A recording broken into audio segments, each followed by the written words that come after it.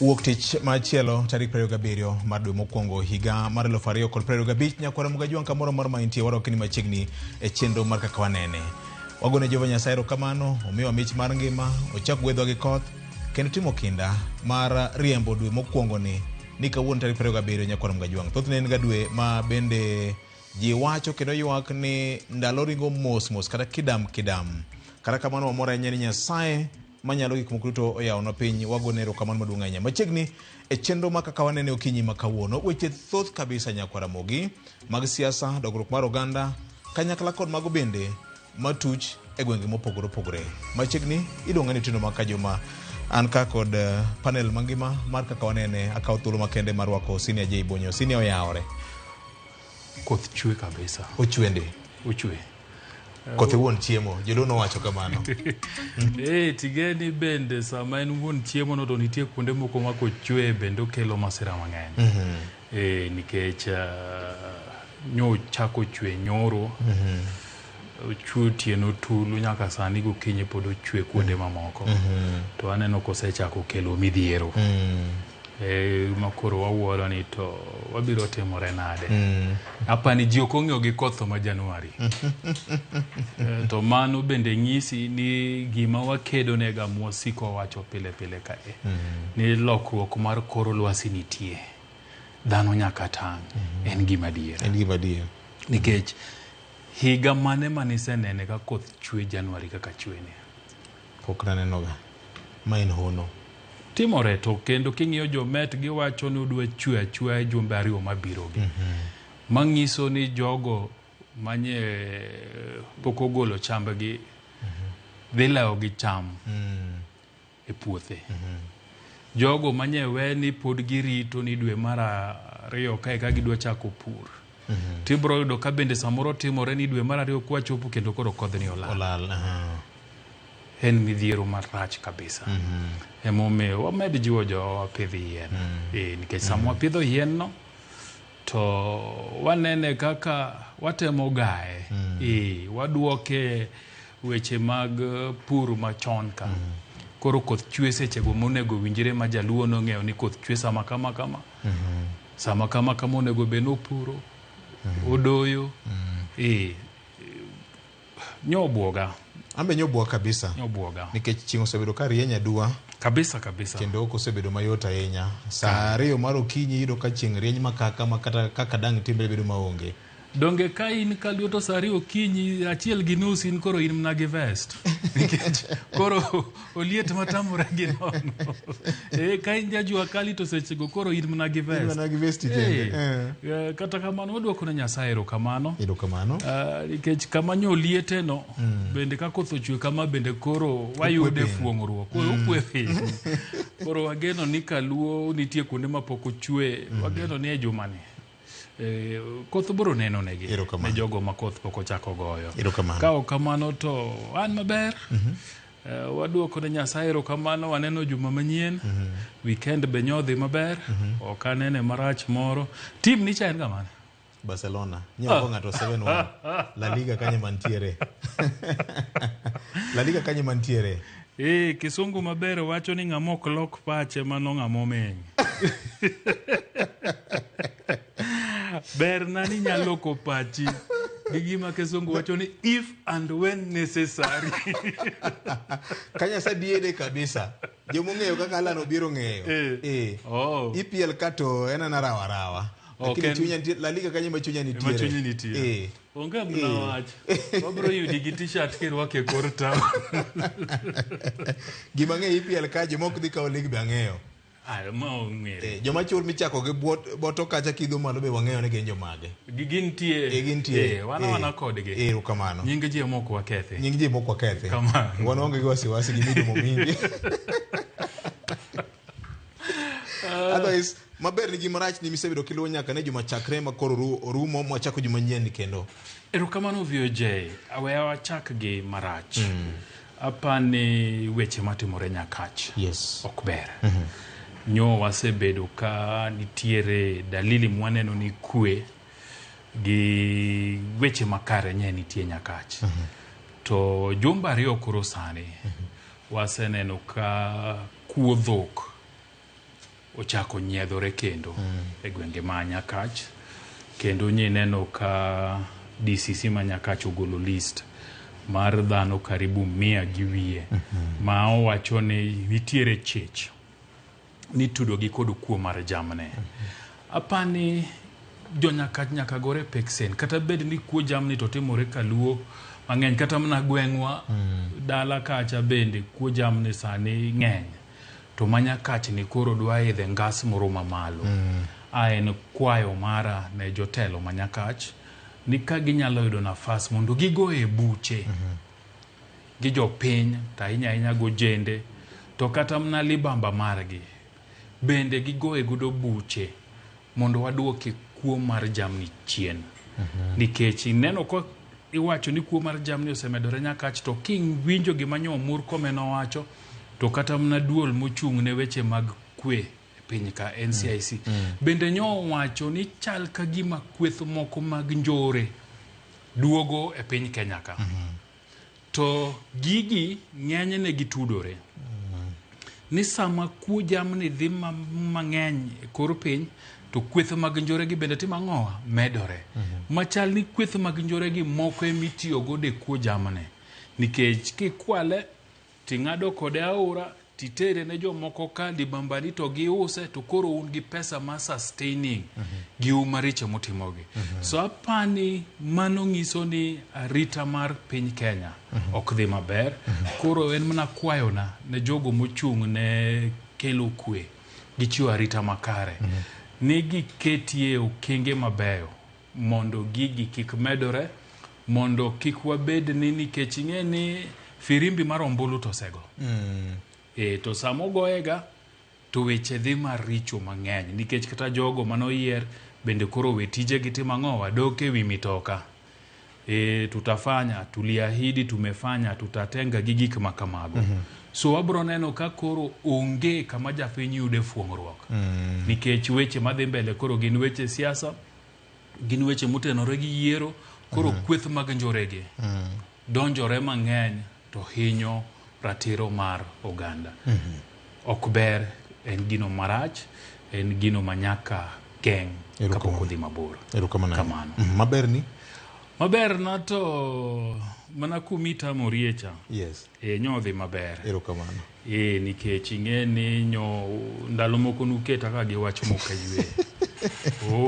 Negi kwalo, negi nyiewo pesa gi mang'eny no. Fair play rule.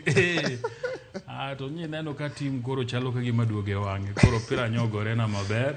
Apani maber kendo manya neno en kaluwore gi weche mag somo. Akia kato setimore, nyewa neno ka jatend migawo mar somo Migos Julius Ogamba wacho ni nye gisechako tero pesa sikunde. Nyiparo kaka juma mokalo ne wawacho ka ni sikunde ni kamarach. So kawuono bende wabrogo turbin mondo wapenje jotend sikunde ka bende pesa ni osedonjo. Nikech koko donjo sani tapani onge kaka jopuonj nya bedo gi nyithindo sikunde dwe achiel ma onge sir mowuok kuom serikal. Erokamano. Gavana oyawore kendo wakwa Nyasaye mondo omede ogwedhi kikelo wendo manyien. Donge ber? Ber aduga. Erokamano. Erokamano ahinya Victor. Ing'ene Nairobi ka wadiche sai matin. Nwagombo ni ka jakom okalo to med seche mag otieno bed kata 18. Lakini kako benwa.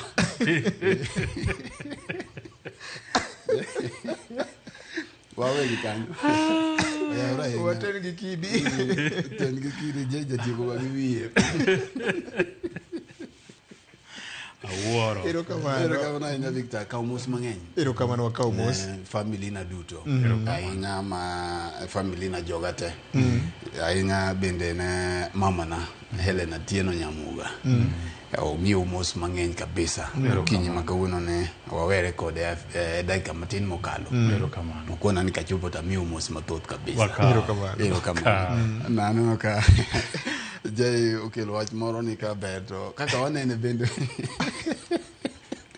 wabende chieng' ne chakwa donge ber ukuny teke ka pinyen. Erokamano Victor, yie mondo mi amiyo mos bende mara jawinjo moro iluongo ni Johera ka entiere Kibuye. Jaduong' Johera en achiel kuom jotelo ma otelo ne chiro mar Kibuye.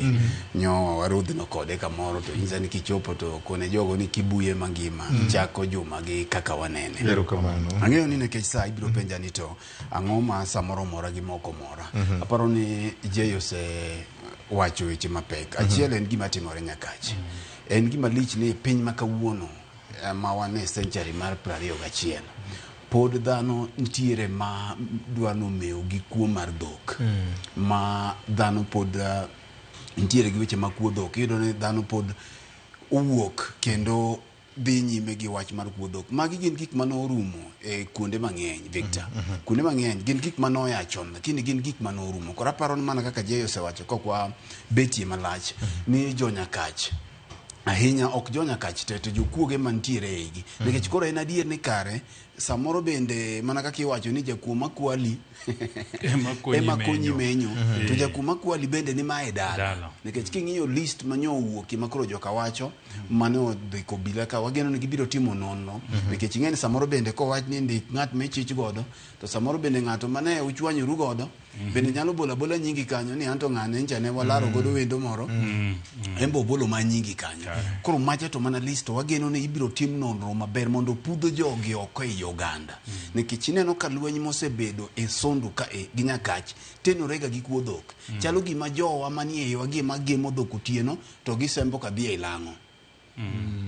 Koro tuowa gilang'o ka. Nikech onge kaka jalang'o nyalo wuok mabi kwal dhiang' e iye ka ka onge ng'ato ka Koro iyudo ka sama asere chuore ka to gin giseringo gidhi. Koro aparo ni migawo mar arita mabende otelna gi PS Dr. Raymond Omolo en thuolo makare mondo mi list manyo wuok ni gidhi gi piedhane gidhi gi chunga ne kaka ichungo lowo kaka ichungo doa kidwa lango dot mondo kite madongo dongo otala ne gima dong'ie wi sing'enge ka mondo ng'ini to ere kaka inyalo tiek kuo mar dho mosenego jo Victor nyalo paro higa mokalo kane dhano inego gasere gi gik mosetimore Sondu gi machakore ahinya chakruok gi en wach mar kuo dhok nikech dhok kosedhi kocha to jogi lawo ka jogi lawo kocha tichuo ji gasere. Koro ma en thuolo maber mar tieke gigi to mogik Victor mabende nyo komora en midhiero ma pod okwako sekta mar thieth pacho kae mar SHA mabende ncha ne ugoyie mbaka juma mokalo en midhiero matut to malitie moloyo ni jotelo moyier jo linga linga koro bidhiera ni to gin to kare gitudore gi jo piny nade kech wang'eyo mana kaka Jay wacho wabiro puode ni kinde mar kampen osechopo lakini nitiere gik moko makata kigoye siasa Victor to kar thieth ka to gitem giweye matin kik tug god nikech ni neno gik mancha timore Victor ka ng'ato nigi bill mar $100,000 ng'ato nigi bill mar $500,000 tiwacho ni SHA ochulo ne $10,000 kende koro konyi gang'o to malitie moloyo ni ntiere gimomi yiero jotelo ni jotelo nyaka ng'in to midhiro mane ma jopiny kalie wabiro yudo thuolo mana kaka nyiwinjo nyakwar Ken Muga ncha nyakwar Peres Ken Muga ncha nyo wache ka juma mokalo ntiere moko mancha naneno gi wang'a nikech ntiere seche moko miwacho no oyo kaka wanene kanyo uoya Victor kan ntiere jomok thor wuoyo to gin wan we don't just die talking kama nakuba jamogo nekete kinne sama wabet kama koro wawachie gimoro to en gima bende jopiny ok ogonwa simu wadhi mwaneke ochuno wa ntiere mwaneno gi wang'wa kama e Victor osiptende moko wanyal luongo kineno ka jatuo toye kom nikech pod ok othiedhe kineno ka gik makamagi timore omiyo jotelo moyier nyaka ng'ini to mana kaka iwinjo ndalo moko nwapenjo achiel kuom jotelo moko kagi ni to bende udhi mung'ini to shane osiptende mogergi konyo jopiny gang'o to ere kaka rem mantiere gi nyalo losi ok wawach ni SHA rach bende waselosie to ng'ini ere kaka inyalo keti okenge mamoko mondo kony jopiny kako winjo beno konyo jopiny. Erokamano ahinya.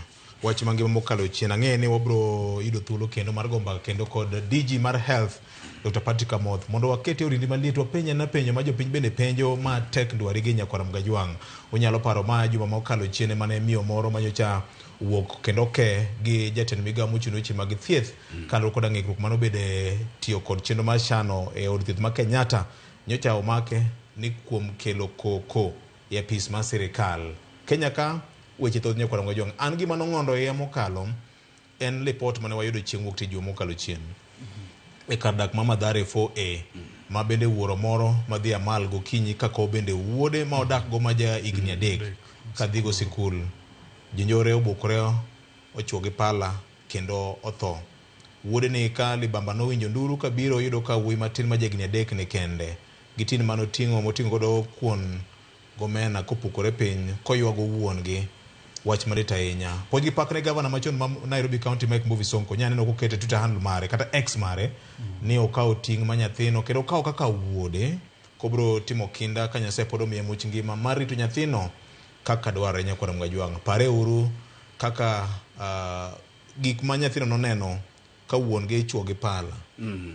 Victor, gino sebedo ka somo to gino sebedo ka ngondo ye kinde ka kinde. Pokoro chure wiya pacha kata matin. Yes. Ikele ne kichang'e ni saa onge to yes. Wadike wiye matin.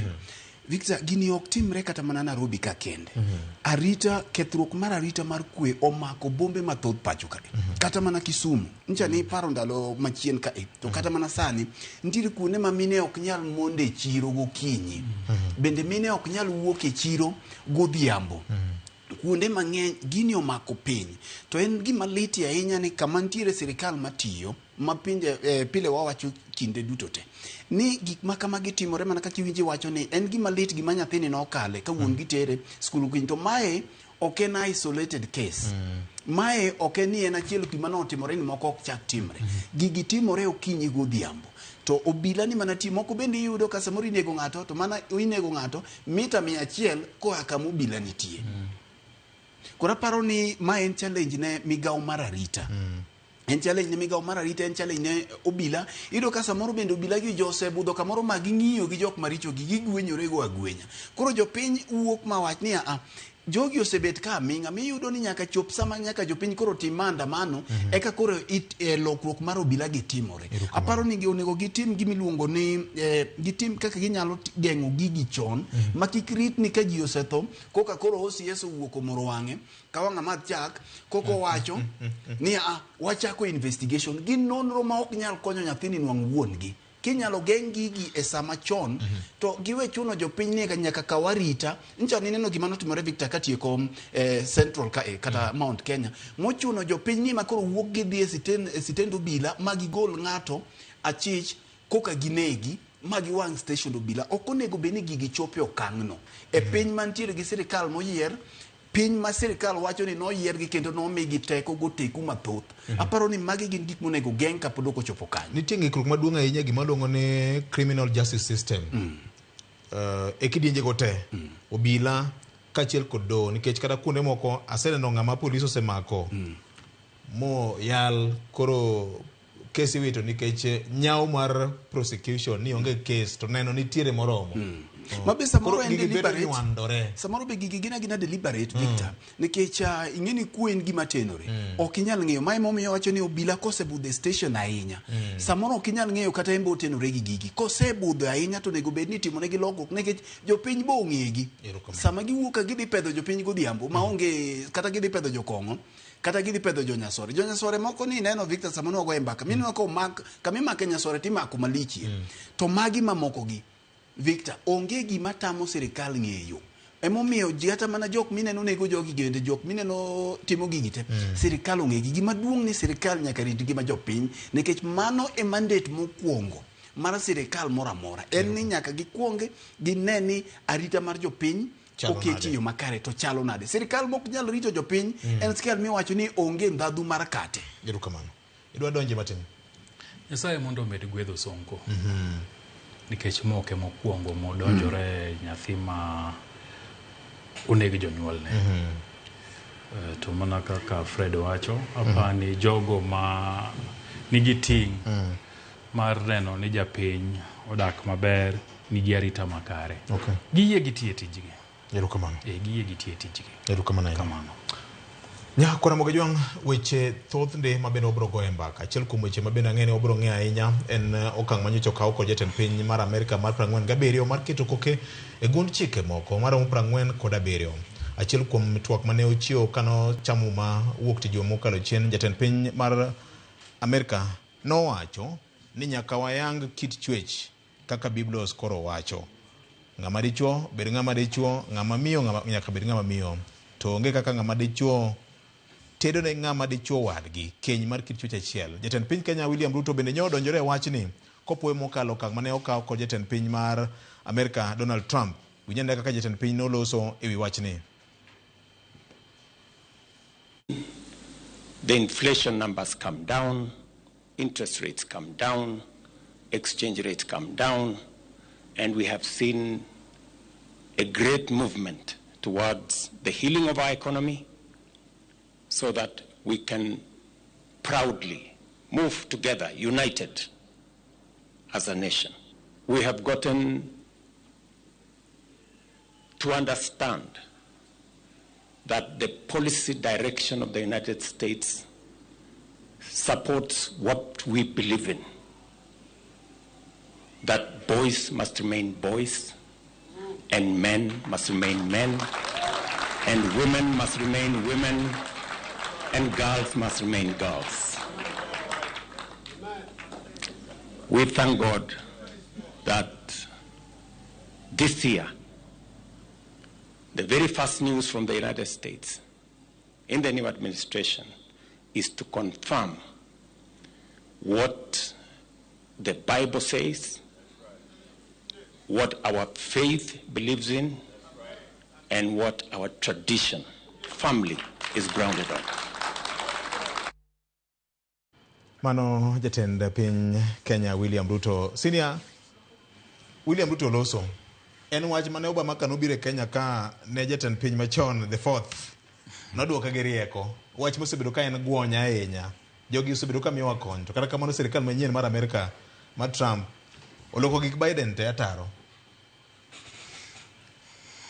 VOJ di yena to nan ge kisungu moko madongo manadwa wache to koro kisungu nago abro rito godo kamoro. Ero kamano. But apani Donald John Trump en ja ohala oko ja siasa. To Donald John Trump en iluongo ni he's a New Yorker, oja New York. New York e chuny ohala e piny Amerika. To kumodhi e malog tich mar Amerika nitie iluongo ni Washington. So jo ohala mang'eny e piny Amerika osebedo ka wacho ni gik ma joma nitie Washington timo ok gin gigo manyayo ohala. Kidwange Donald Trump mane kama ichako godo. Nikech no ja ohala. Oja ohala. Ok ni no ja ohala, pod oja ohala. Pod ja ohala. Makata loch mare ni pod en na gik motimo go gin gige ohala e motimo. Amerika e higni mosekalo nye lose power mare e piny mangima. Ni Amerika manong'e kaka super power ni bete mesa to discuss gi pinje mamoko matindo tindo.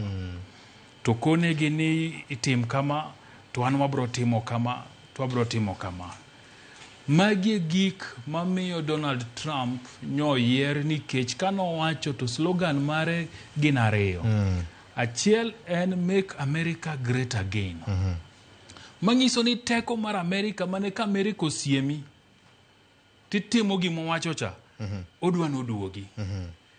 Mar ariyo en America First. Mangiso ni gimora mora matenda Amerika timo Amerika manyaka bede mbele. Yes. To ere kako timo gigi? Gimoro makori luongo ni diversity and inclusion ni. Manye piny Amerika okaw kaka weche mag demokrasia ni idwa kawo jogo mabende jo kilinja. To ni nyaka kambini kindiko ji to nyaka ikete portion moro magibetie. Ni kawo jogo kata kagi ni in kambini ni dwa ni jorotenge kende tiko ni nyaka jarachar moro bedie. Okoni manok ditimore nikech kidwa ran kambi mari to ine mi rane kaka idwaro ma profit iyudo ine ming'e kaka kambi no timo ang'owa ringo ma onge gimoro nikoni ni nyaka ngitim kama nyaki med kama mane kaka ja ohala dwaro nikech ene mong'e ng'wech mohande timo ang'owa ringo godo ene mong'e jogo madwa tiyo ne maber. Mar ariyo, kanyi neno gik manyo timo ni giwuok e Paris Agreement mar climate change giwuok e WHO funding ok giwuok ne ok gidwa gigi. Trump neno ni Amerika nodhi obete mesa to bete winjruok makete e level achiel gi pinje mang'eny.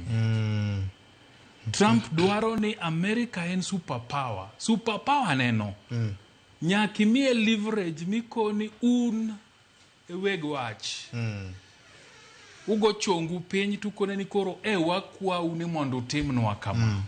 Nikech samitimo kamano, to biro gi power mathoth mokone ni bas. Kamonda tim ni kama tanta dwara achiel ariyo adek. Nikech adira makende, USA is one of the major financial mag WHO. Gine magitero pesa mang'eny kuro. To kuma gitero pesa mang'eny ni, owacho ni ng'ato ka China manigi dhano bilion turi. To golo mna pesa mathin. Ang'omio iwene China nafas. To ni kendo wacho ni tuoche mang'eny. Mawuok to gima biro wuok China. To ni jo Amerika ema pod timo ang'o? Ema pod chulo gi siro WHO. Koro gimodwaro, en odwaro ni ji odoge negotiating table. Policies negite. Ok notimo gi nikech ni sijini koro dwa gol. Odwaro ni koro dhire to chako sae. To kono ni monda miuma. Monda bedeka. Adwa ni abende utima ang'owa. Adwa na bede gi teko mar yiero. Nikech gik mobro dwaro ko ni ng'ama telo ne chenro ni nyaka bed ja Amerika. Samigo ombulu, Amerika ok nyal bedo ni nigi kura marom gi Kenya. Maonge gima golo. Odwaro ni Amerika obed super power mane en. Ndacha nyaka winj kendo nyaka ne. Nyaka winj kendo nyaka ne kendo nyaka duogi. Mane gima Trump dwaro. Gik moko mineno mang'eny no golo gi. Magi gina optics. Ena gima timang'o ibuogo goji to jikoni ingeni jodak ka Fred bro wacho ni samore ot kibet tigolo duondi. To kise golo duondi to korangi biro ni to wuon ng'ane to edwa chama ng'uka wuon. Wated ni tong. Ineno Budha kama ineno. Kuma intieno neno ito dongo pira kose remote analysis pod nitio kinana analysis e kang ni duogi.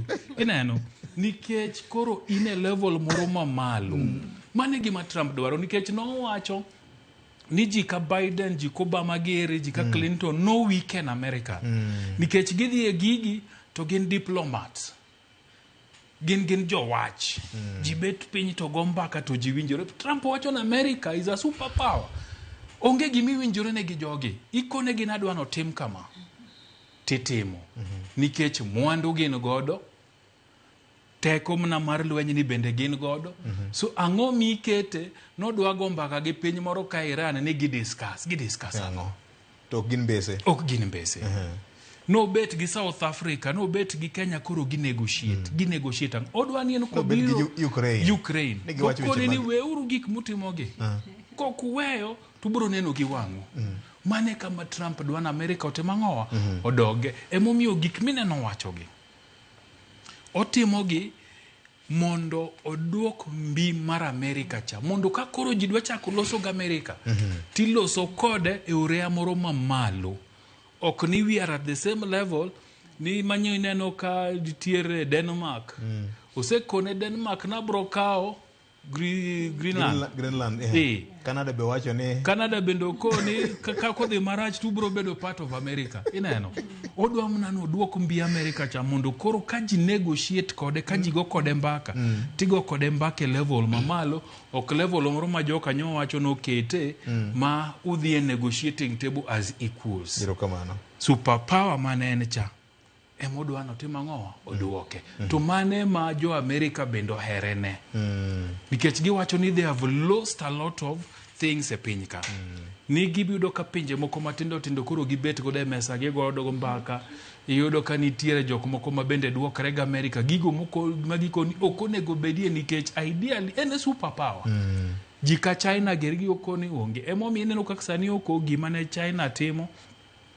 Ni kidwa loso gimoro amora tidhi China to nitie tariffs moko ma piny mimi. Okoni bende ka in kambi tidwa timo gimoro amora America to nitiere gik ma gibro mi mondo gibed ni koro gine magi export gik mang'eny mana kaka China sani timo.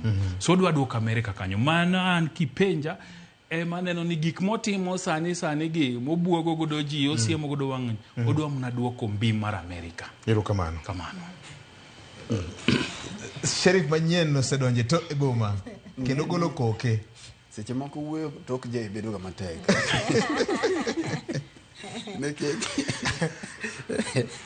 Omaya wach. Nikech yo mosekelo godo gigo Victor osekawo gite. Achiel kuom gima okelo maler ma walero ne jopiny kaneno ni mana kaka owacho ni Trump en johala. To johala ng'iyo nang'o ma yude. Interest mare. Kaeto Trump gimachielo en ni en jatelo man gi mbi. Oko jatelo mayom yom. Amerika dwaro jatelo ma kodonjo kamoro tiwinjo no donjo. Kata koiko duonde ji wacho ni en alwora. Koiko duonde. Victor, kidwa ng'ini no oiko duonde adier, to ne kaka William nyo wuoyo dalaka. Nyoro. Tiende ni odhi othung'i makoro chuno ni ine midhi go chongi. Kane ng'iyo ton manyo jatend piny William Ruto nyo wuoyo godo nyoro ka.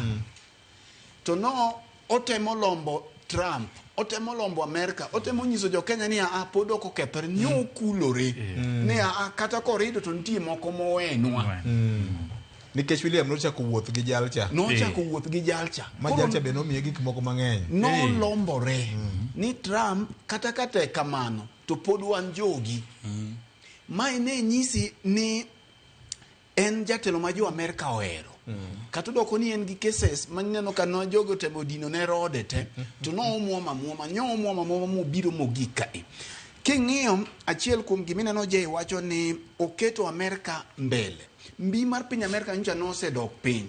Manyocha pinje machalo nyaka China, pinje machalo nyaka India gini, Turkey gini gi nyod chalo gima dwa pimore ga Amerika. Tineno ka gima Trump okawo mokwongo kani neno wach mar TikTok.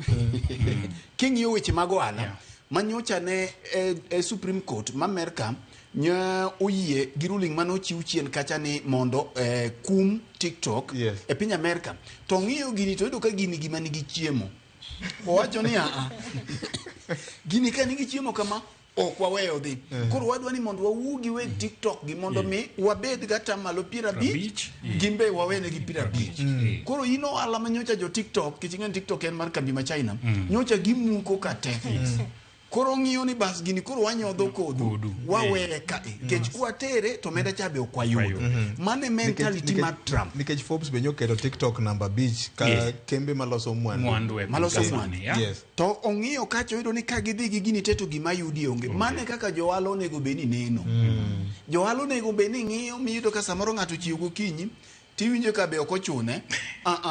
Ohala iloko ni ng'iyo tang'o mayude. Mano kende. Ang'o mayude? Mana kaka ineno kata mana jo siasa mapacho ka gibe ng'iyo tang'o magitimo nade? Ang'o magiyude? Nikech sa Victor wang'iyo ne moko kuom gik mani neno otemo mondo mi ochungi. Trump noyudo ka omenda madhi aid ma Amerika chiwo ne pinje mamoko magikonyoga akonya pinje mamoko kopogore go ohala nyo thoth ahinya. Koro giyudo ka pinje gichalo ne gi osigo. Achiel kuom sekta manyo ng'iyo ne en sekta mar omenda madhi ne jok miwinjo je otemo kelo to ko wach mabende tinde wuok ni gikedo ne ratiro margi. Jogo ma samoro kendore e chwech achiel githoth koro ne giriwo gi iluongo gi ni LGBTQ ma samoro ok dilok gi dholuote ma ngichop tung. Okemo miyako ni kisungure mama.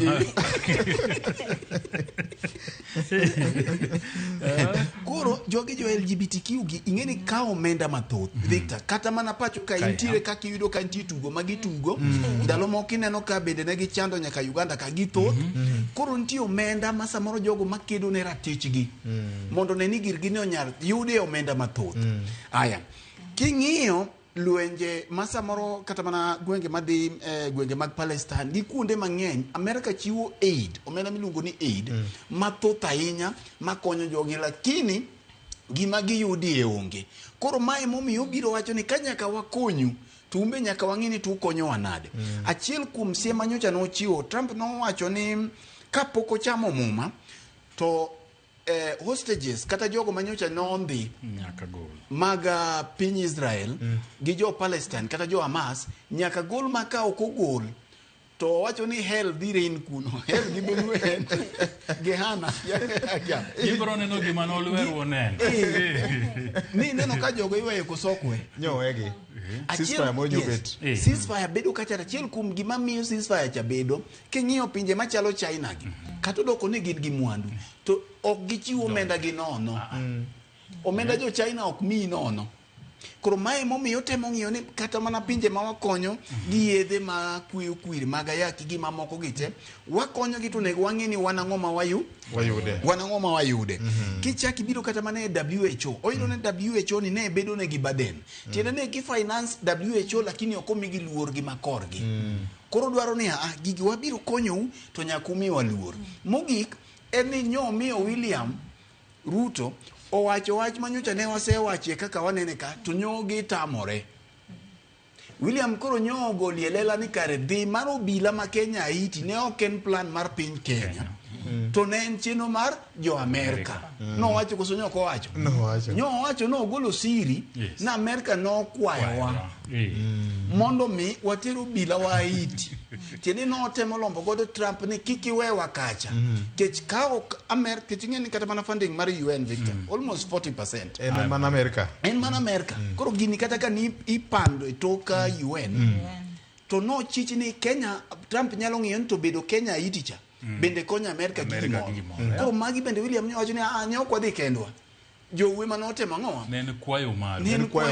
Koro ok owache direct William bende ng'ama riek. Koro magi gik manya wasomo ni Trump ng'iyo ni to gimoro amora ma piny Amerika dhi timo Amerika yude ang'o. Erokamano.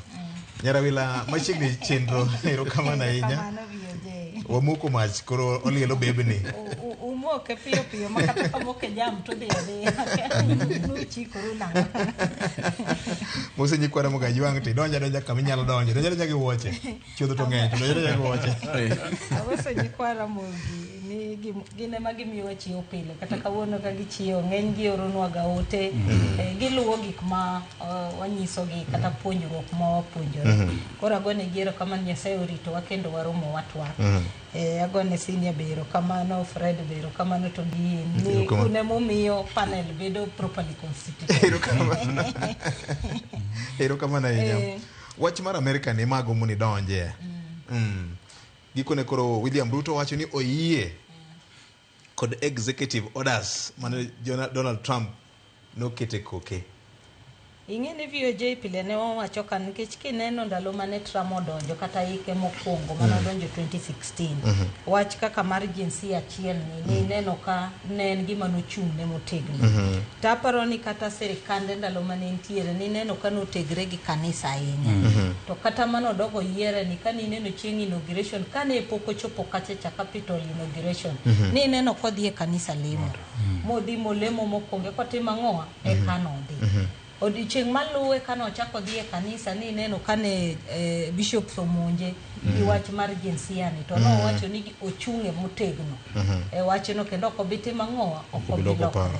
To ni neno ka executive order mano sign no miyo kata jok manyocho maki.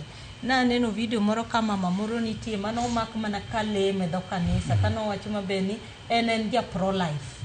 Okodwa wach mag abortion. To no miyo make mokete yi.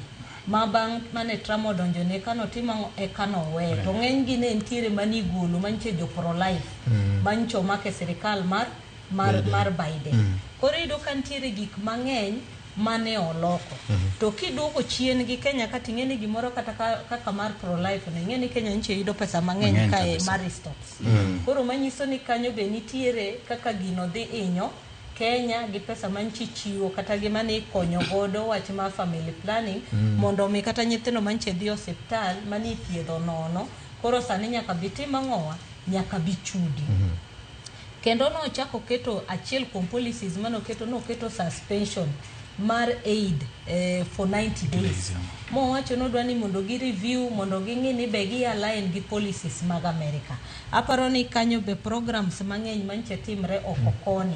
Aparo ni dhi bed affected. PEPFAR wan tiere godo, wan tiere gi mag USAID tiere. Koro magi te king'iyo gi direction neno ng'eni 90 days to kata king'iyo dweche adek. Lakini dweche adek no gima pro bedo koinyo ja Kenya ng'eny. Basto kendo wach mano wacho no owuok e WHO. Ing'eni Kenya gin achiel kuom pinje mosebet ka rely ahinya kuom jo WHO genego mondo ne kaka tayo weche mag thieth.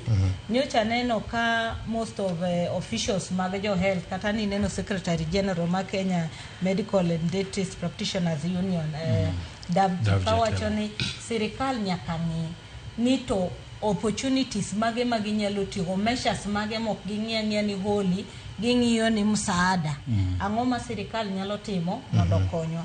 Tana paro ni mane tek kabisa, maparo ni digo Kenya matek. Ing'e ni William Ruto kanodonjo, mana kaka nowacho ni kane William Ruto donjo 2022 to nomakre gi sirikal mar Amerika ahinya. Manyochi neno kata ka ambassador mane dhi ne jo Kenya luongo ni Rogue Ambassador Meg Whitman. Maki neno Gen Z protest mane nitie Juni ga mokadho to ni neno ka achiel kuom list mar the to do 10 achiel en dhi manyo ambassador Mango Oriembe. To en noluongore momire title mar ng'ama uso Kenya e Amerika.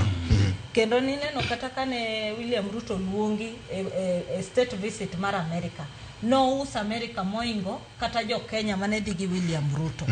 To nyocha kani winjo ka Trump no wuoyo kana address world leaders forum, World Economic Forum Anthony Davis Switzerland.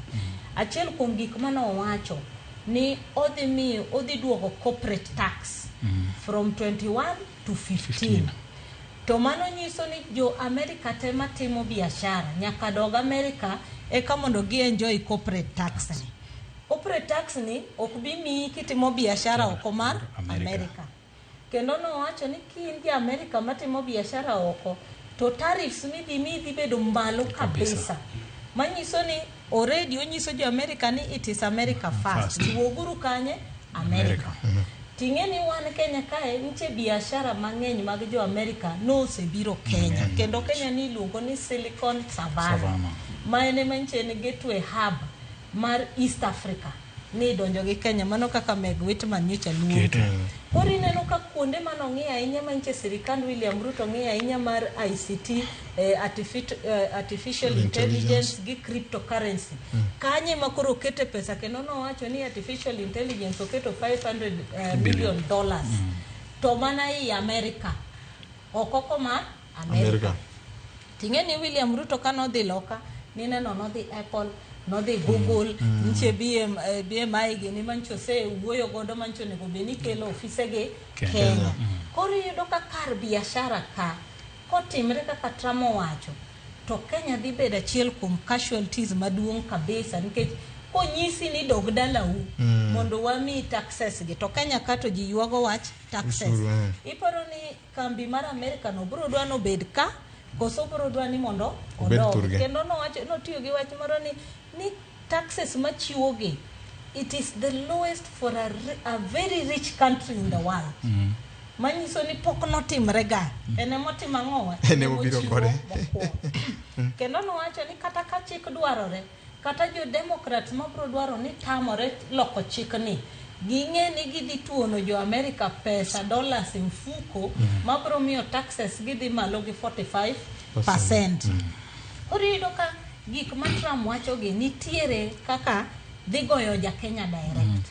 Aya kineno mass importation ni neno gik mane ji wacho kata jo Kenya ni neno kosechako wuoyo social media kawacho ni jowete gi chiwo information mar jok manobiro makonobiro yo maber. Tingeni serikal Trump to chiwo $750 makiloka pesa mar Kenya to chal 90,000. Mondo minyis gima nani Victor ni enka to onge oboke mondo duoki. Ori neno kama ebe demiyo jo Kenya mang'eny duoko to kani neno ka okotugi ni neno gima notimo ne president ma Colombia. Kane president chotamre ni ndeke ariyo ka Kikland kendo ni neno ka secretary of state Mario wacho mabeni no yie to kandeke wanie chuny yamo to tamore. Kano tamore to Trump to tugo ni neno sanctions mano keto immediately ni neno ka president olokre very fast moje aye nyaka golo presidential jet odhi omgi duok gi kanye dala. Koro mano nyisi ni Trump ok tugo kamo bete cha it is America first. Koro kata kane William wacho wach mar Haiti tingeni en owuon poko pronounce himself officially wach Haiti. makoro wakia ni en owuon kowuoyo kata ne ting'e ni William to nowuoyo kode kano yiere en mana ni William poko wuoyo kode baada mose kawang'owa office but koro wabro neno nikech neno contingent mar adekcha kabe nodhi kuchicho koro wabro neno ni sirikande bro chung gi wach mar security mantiere Haiti koso dhi bedo nang to mogik ni winjo kowuoyo wach Ukraine kane journalist openje interview mokwongo manotimo Oval House gi Fox News to no penje ni to koro wach Ukraine tineno na to wacho ni Zelensky osewacho ni en odwo wuoyo Putin e problem to nyaka be koro bin kech en be kotamore sanctions madiketo ne dhi bedo matek ma kong'iyo ten mubro wacho kende ni mondo dhawni otimang'owa orum koro ing'eni en to okochimi ni wuoyo en ochimi ni nyaka to Putin be kano winjo kama to wacho ni jogi nokwalo loch mar Trump 2020 dine bed ni Trump nodhi mbele woni dino kotimang'o to no wacho kano wuoyo ne jo World Economic Forum ni Putin no kotemo kata matin wach gorwok lakini no senene Apple aine ni en ngama ne dwa timang'o ne dwa tie lweny lakini nikech ne nitie lweny no kdo timang'o do timre to chako wacho ni no osegocho ne no dhi manyo pregine Crown Prince ma Saudi osiepne to dhi nyiso ni mafuta ma oketo beche malo ni gi jo OPEC countries ma okelo wo mar Russia gi Ukraine nyaka umbe koro bechuni timang'o dog piny sama ne Russia kao Crimea dog Trump ne nitie loch ne 2013 Then 2013. No, ne onge. No, ilo kapoko donje loch. Bachane. Okay. Kore mano wacho ni gine to President Xi Jinping be no wacho ni ano kagochone ene mogochona. Te no siepa to ne wakosana e Wuhan en mano kelo COVID. Yes. To kora bro gochone nikech Putin osiepne. Mondo ni Putin ni wo ma Ukraine kati mang'owa rum. Warito wacho mar North Korea kindi North Korea nikech Trump mare mokwongo cha nodhi North Korea mano bedo gima sigana ahinya sini ani dwacho gimoro ka poko break gima Trump timo inano ka nitie gweng to nitie ga japuonj achiel mane kwenya okopuonje sikundu to kweny mai koro gweng ka kuwinjo no biro kata ng'ango to uluora mane gibat ng'ama Trump koro owinjo ni sikun mogweno giri somecha nyithindo timore kama to koni dhi uwache ne japuonj maduong' e sikund no ni kokotimo kama to bro nena ingeni jok mawinjo to koro mbaka ni nyosieme head teacher mar gogweno no sieme koro ingeni bende kaka in head teacher margi ichako gori peksen nito ngama siema ne otima so Trump ena ja ohala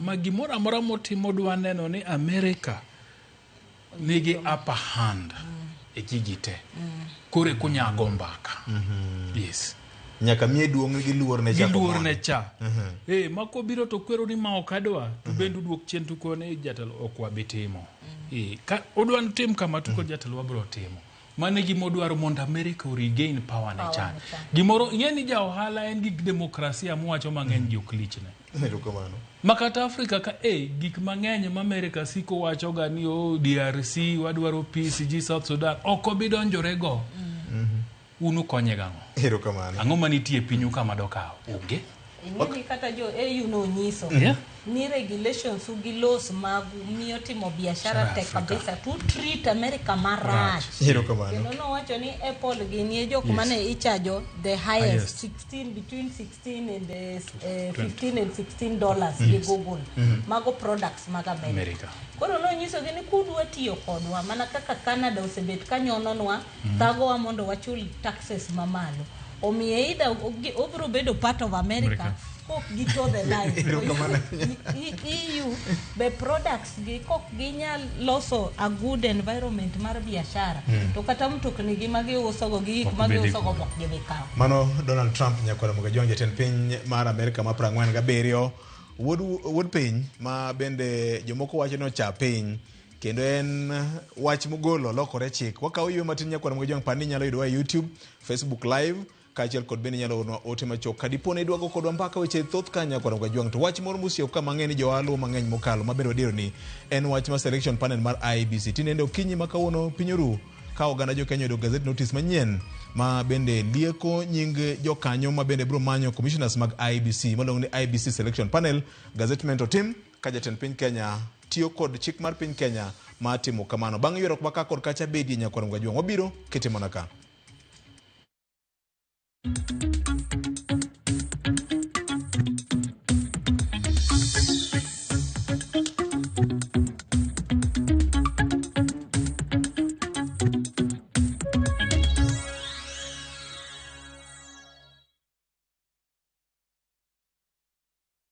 Introducing the Pasapata Referral Bonanza. Here's the deal. Share your unique referral link, get Mbogi yako kusign up na place bets.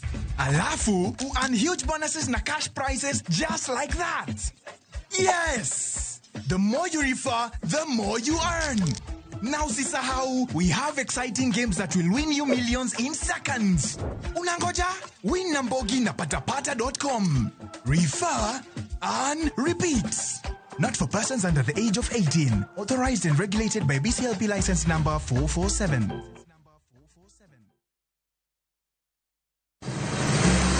Beise penjorie sigendni mayudore kuonde ma waluongo ni pachowa. Kapuonjani nobiro nikech gwenyruok e kind owete. Riwri kodwa mondo wanon sigendni mabeyo mag kuonde ma wadakie.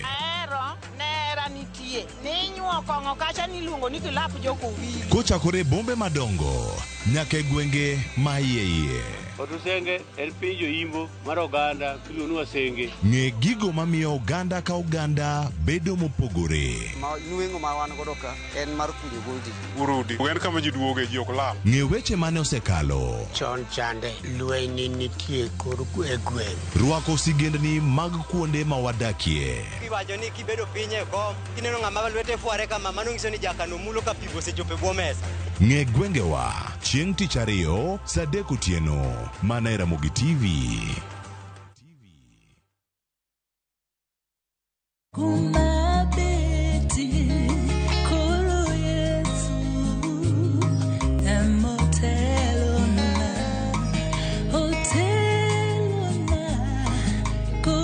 Opakruoth kadier mondi bed gi skiza tune mara mar Otelo na akwayi ni mondi dial *860 *417#.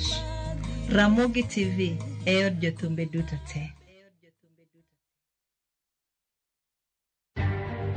Bende isebedo gi siso mar ng'eyo gigo matimore e alworani. Sama gari ofundoro ji mang'eny koyudo hinyruok to kata insurance temo hepo. Obed chenro mag sirkal, obed masira mayudo ji kar tich. In safety mari, ni kanyo. Nonro mamulo ratichi. Somo kende oken kamoro mibro wach ni ng'at mosomo ni gongere wacho ni ng'ani this succeed in life. Wuok tich ka wuok tich. Iro curriculum design uchenj e chenro mar rameny piny saa 1:30 otieno. Wan oganda lunya ka koro waneni to be wanyalo bedo gi kembni. Nise oganda jo Kenya gimonjo be ni giwinjo kuomi. Ka ikelo ni gi Lydia Okeyo. Nyakora Mgajwang watwak mar rameny piny. Chick by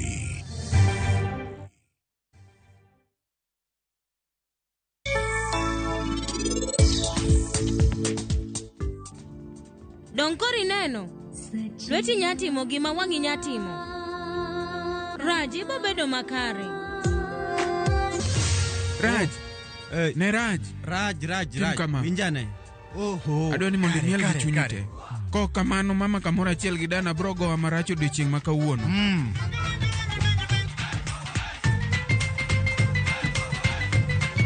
Macha en ng'awa. Koro mae kende en ng'awa.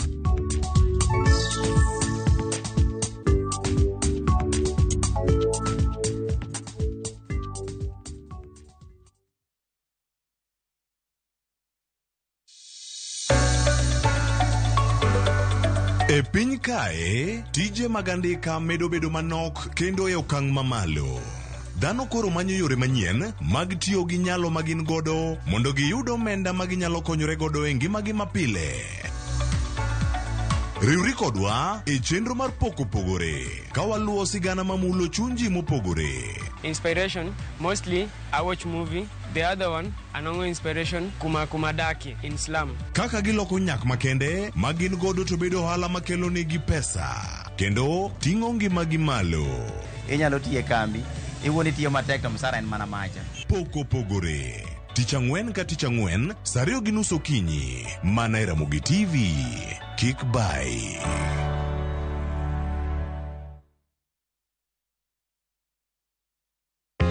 Jothurwa, be usebedo gi gombo mar ng'eyo kaka cham wuok e kodhi nyaka chop kaka chiemo e mesa? Dibed ni dwaro chako pith makelo omenda, kose dwa chako pur mana mar chiemo e dala? Wakelo ni yore mag chako magi duto e chenro mar pur gi ohala. Pur manyasani kendo manigi okang' mamalo to kelo yuto mathoth. Piny olokre dhi e teknoloji kendo puro kenana pur kaka ne manyachon. Kuonde kwath osedok matin. Tinyalo bet gi dhiang' achiel mar grade tikete e ot tiomone chiemo to ochiemo. Pur mchele ber kendo nyalo teri mabor. Ngimani be nyalo lokore gi higa 2 kende kitiye yo morere. Pur gi ohala kelo ni jopur kendo joma olony e weche pur. Chieng' tich adek, saa 1:45 otieno, kik bai.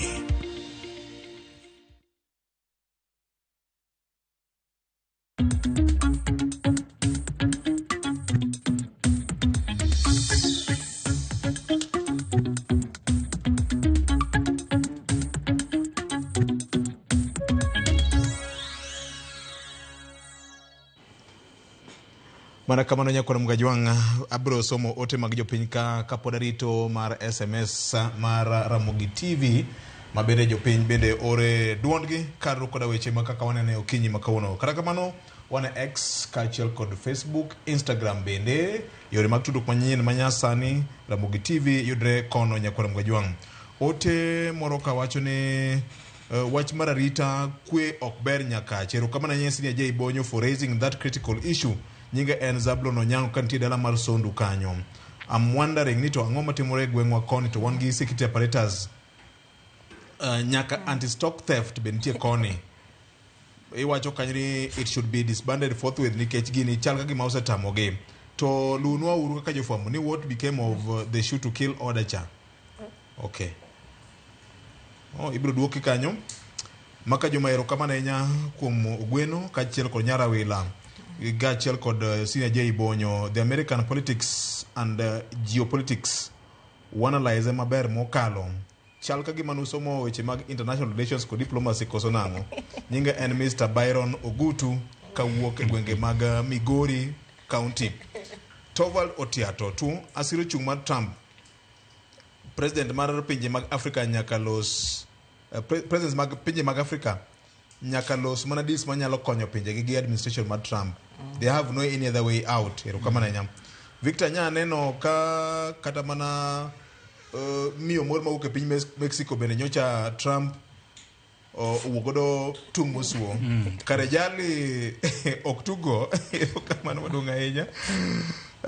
Makajuma wach mar WHO no to kod funding ma gichiwo thuolo ma 90 days to bro hinyowa kabisa. This is a program ma watiyogo under USAID to neno kagima wan wadhi bedo casualties kabisa. Wakwayo ni sirikal mar piny Kenya oparie marieka ahinya to joma chamo gik maluongo ni ARVs ka kata ma konyore gi weche mag ARVs gin gibro konyore nade? Ma penjo mopenjwa kae kendo ageno ni obro duoko jowa gima e yo mowinjore. Aito oyawore studio kanyo Madhare 4B ka an kod min ot mara to chandruok mar arita kwe osebedo ka chandowa koni kabisa maka juma wuonwa uru motegno erokamano ahinya. Victor podgi pakne Mike Mbuvi Sonko kuom chuny ma en go. Mar ariyo ne jaode nitie mon mang'eny ma ok yiega ni ng'ama dichuo nyalo adopt nyathi. Koro jaode bende neno ka gima gi golden heart. Centrin Osinya ne Sonko norito kendo kawo kaka nyathine. Erokamano ahinya. Regan Owiti ote maricho puka maber ahinya. Asante sana. Podgi pakne governor kuom kelo wende bwo piny ka. Nago ni to odwa ni hours mag gotieno med po nyaka 18 hours. Awuoro. No, mano nora arawa. Ero kama na inya. Neno ka gima joma oro oteka yor Facebook gi X. Oyie kod weche mowacho ahinya ne wach mokwongo mar piny Amerika ni. To nitie wach moro ka sini aje ibonyo ma ng'ato ywak ka. Wach mar arita manyakach mane chakogo gi kuo mar jamni. Wan gi obila moyiedhi ma tijgi maduong' en konyo geng'o gini. To chal gima gini omerogi. Ochako wacho ka ni chien kacha nitiere chik moro manogol ni janjore moro amora makwalo dhiang' en kod nyaka ngima ne oko. Penjo ka ni gicha nena na wacha koso. Mokwongo wagone erokamano ne jofwambo mokareyo ma bende neno wasani. Samuel Owino ma Nation to gi Dickson Odhiambo Adela. Mago yawuoyi mathir ng'eny. Nitie mbaka ma gikelo e gala moro kamoro. Ang'na yawuot luo mathuon. Ang'na migi duoko bang'e. To ging'e ni piny en mna piny. Wachomo kuma wachomono. Hapa ni VOJ weche matimore nyakach. Mana kaka nawacho. Ni samosego firimbi mar yiero to weche magarita ok dhi maber. To Fred bende okelo gimoro ni nitie joko madwa mewo gi mwandu jowetegi. So gigi king'iyogi to gin gigo motudore laini nikech mana kaka ne wapimo VOJ onge ng'ama ong'e dalau kacha mong'e kuma utwe diek to gi rombe to gi dhok manyalo biro diero tieno ka piny olil to choma kul ter to gonyo. Ka onge ng'ate gweng'u kanyo mano ogone mbaka to gibiro godo to kone ni kidonje rangach gimudhone badi koracham ema kul nitie ji ma yawuot nyakach ema coordinate gi jokuo jamnigi. Ineno. To kwa bire wach shoot to kill order. Gimomiyo ginok nyal timore mayot. Eni nikech polis ang' noyudo mana report ka jamni nose ng'ado godo loka kamachielo. Kech ka jo anti-stock theft aneno gi en ga kamoro but stop amba ka kose majane na gasain gimoro. Tikwelo nyabondo wi god mesa kucho. Sadi mang nduru mogore kucha yore ang' ne giwinj kuma gintie. Nikech kata mana chief to assistant chief to gi jaduong' gweng' to gi jonyumba 10 samogo yore no gini bende gidwa temo giwinje ni yore ni gore kanye to giring gidhie monde e kang' ne gigo ang'owa report. Gima temo wacho en ni patrol nyaka koro medore. Nikech samitimo patrol no ema kirado gi jomoko gi jamni diero tieno saa 8 tipenjo gi ni ten kwath mane mudhie sani. To kaponi en pur mudhie to kwer ni kanye mudhi gudo pur. To ka en nyombo nu mondo nitie barua moro manyaka ndiknu chon ni ndike ni meet Fred Ogweno somo rembo marateng' matunge ochoto meet him please leave him. To bedo sign ga assistant chief nikech Fred Giriang ne timango ang' ne mond gi jamni mago bende nyaki bedo. To kionge go to ina koro jakuo machiko nego temang'owa oragrego. To nikech patrol gi onge nikech polisi amoro kigone simu to koni na sasa tutafanya aje na hakuna mafuta.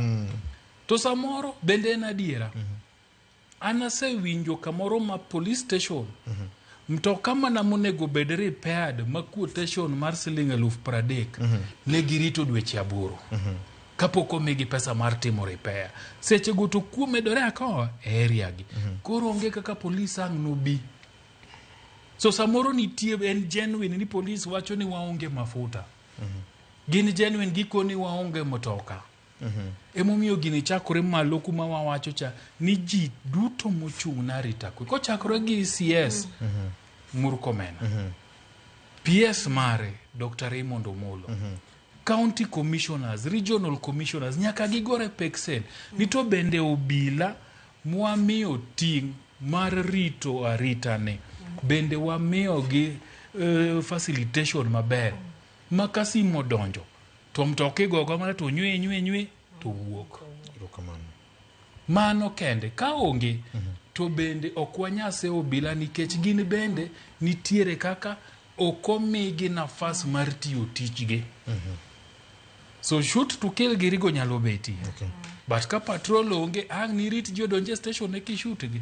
Koso samudhi kaw exhibit. So weche magarita kwe richo to chakore gi malo emonego bed streamline. Sario gideka sade gideka paga ngwen mar okinyi makawuono ilieko na kanyo ni weche manyeno chigni rumera Mogi FM kocha mapio pio. Ngene jafwambo moro bentie maneno kaka wagini iluonge ni Duncan Haemba kano keto translator kanyo. Owinjo kaka wanene ka itiere dala Trans Nzoia kuchicho. Erokamano. Asante sana Mwami. Mara ariyo wach mar kwelo mar dhok Nyakach. Aparo ni onego wadok kendo chieng' gima wasebet kowacho ni intelligence nyumba 10 wuoyo mar jogweng nikech kamano onge winjruok mar gweng to ng'ato bire to ting'o dhok to dhi to ka nitiere winjruok to kata in kineno ka dhiang' kadho ting'e ni magi dhok ing'e ni dala inyalo gadhi minyisi ni magi dhok Mr. Bala magi to dhok ng'ane makata kiromo go ting'e ni mae ten dhiang' mipenjri to ng'at mani kode ni to en to mano timre mana ka nitiere winjruok e gweng kendo intelligence no makoro obila giji oda kamora achiel maka gima kamano timre to yudo ka response be ni machiegni to mana kaka senior wache nyaka patrol medre nikech yudo ka gotieno sechego ginge maber mondo ng'ato dhi maka odhiang' mawuoth go macross oseng'e maber mosetimo kachero mong'e maber ni an kata kaka do sama kama to onge obila mabro romo go kata jagweng' mabro romo. Erokamano nya wachni ang'ene mulo ngima oganda luo kero jo Nyakach ahinya ma bende osebedo ka nigi midhiero mar kuo mar jamni banka telo ma DCI adiero nyinge mar 108 joma ichich go ni osebedo ka nieng'e wach mar kuo mar jamni. Senior kapok wadonje wach moro machielo adoni go mana wiye matin. Victor kapok adonjo kanyo to yie bende amimos mar osiepwa Gabi. Gabi Oguda koso Gabi Oguda Gabriel Oguda ukono neno wa kabisa. Erokamano wakwayo nayo maber ngene teri. Ilongo ni PS in waiting. Yes. Wakwayo nayo ndiko kolenyo sha bas. Midosa Catherine. Wambe wanize no almost no amidosa. Nyase injoko waje ni manyifundi ni komonde bise manyifundi ni fundi ogomo obiro kona jay ne ko romo gi Gabi to kono mos no amedosa okone medosa en mbura mar madage wako ne Gabi maber ko biro chopo panel daktari bentie kawuono yes wako ne gi maber giduto te kamano Victor Paroni aning'e ni nitiere gik moko ma samoro bende mako dhoga DCI biro gi list ma wawuoye gifwenyo ni jogi gin jokuoye karang'o kuni ne ok ochakore nyoro ichich kodgi karang'o nyaka ji thoe ka gichako chich kodgi intelligence report to chako biro karang'o Victor ing'eyo ni samo wawuoye wach ni Victor seche moko wawuoye gi lit mang'eny nikech Nyakach kae kama dhano nindo gi dhok e udi nikech dhiang' en mwandu ma ng'ato ni godo moritore ne samoro ka gimoro no maka ringa gora dera ni samoro ka kiny nyathina dhi e sikul gi weche mag university masani bagne anyalo ringa gora jaluone japith gi japur to samo wawuoye ni Victor kidhi Nyakach e area ma kuoti menawan ji nindo gi dhok e udi nyake ikachiena ma dhiang' keto wuoye ot tido ka udi be samoro gin ute matindo ma jogi wacho to wan watimo ne Nyasaye karang'o koro ineno ka bedo gi dhiang' nyalo kelo ni tho nikech jokuoge gi sama gibiro gibeto ji gi dhok ma chuo ji gasere chuo ji to go gin gik mochakore sani penjruok mi penjori niya e sirikende gi te karang'o mibitie ke kuo dhok Nyakach mafuta kata olne gi kawuono ero kiny mafuta orum karang'o mibitie ke kuo dhok Nyakach donge jomarieke manie gi lony nikech sani ka jatend piny nodonjo nowacho ni autonomy financial autonomy animiyo NPS cha en gima nodonjo to executive order no timatima mana kadimo wang ma weche mag mafuta gi gin weche moko onego bene koro yalo sani Victor jokuoge makwalo ji ong'eyo to mana kaka jay wache wasewacho motelo ng'at makwali ema go kodi mbaka mucham go sapa godhiambo. Jakuo makwali ema konyi menyo. Ema konyi menyo mikowe rangach. Mikowe rangach mikoni wuon ng'ane. In kara koro ang' mabnere okinyi. Ang' manero okinyi ka wuotho yie. To we ikinindo. To chiwo signal. To dhiang' dhi. Mana kaka timore no e kaka chife mane e gweng'. Gi jolop chife gi. To bende wan gi kidhedhe kor gweng'. Jogi ong'eyo jokuoye gi. Ma kotamo ruoth, kotamo assistant chief, to kare okonego gibedi gugute magin gogo. Achiko wach. Ero kamano. Nyakwara Mgajuang wach ni wanyalo goye mbaka nikech en gima omulo ngima oganda jokanyanam. Kata kamano wach moro ntiere moro ma wiye osebedo ka limbo ka. Wach mar manyo commissioners mag IEBC. Jomukalo chendo moro mantie Kiambu County ne ong'ado ni bura moro mane ja Kenya moro nodonjo goye doho kane kwedo goro selection panel ni mar ng'ama nigi ng'ol ne okoketi e achiel kuom joma ne dhi manyo commissioners mag IEBC. Bura ma kamano neno ka gima ochiwo fuong'ruok ne oganda jo Kenya ni kamoro chenro mar manyo commissioners mag IEBC koro biro timore. Okinyi ma kawuono nitiere gazette notice ma ogo chapa kendo ute mag fwambo oseyude. Aching mar wach en ni gikone koro ji mabiro yiero commissioners mag IEBC oseyangore. Bura moro machielo e Court of Appeal igeno ni biro winj odiochieng' mano makiny kendo ng'eto mare ibiro gol. Jomadongo ma neno ka gima en okang' maduong' ahinya. Gini osebedo ka itiyogo e gir siasa ahinya. Rigiji baye koni, Kalonzo bende ne baye kocha. Kendo neno ka gima gini kuome no mokerot. Kama koro wantie ni ma en product mar BBI.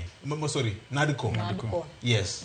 Ma en product mar NADCO. Mane omedo wacho ni wamed kwan ji mabedo e selection panel ni.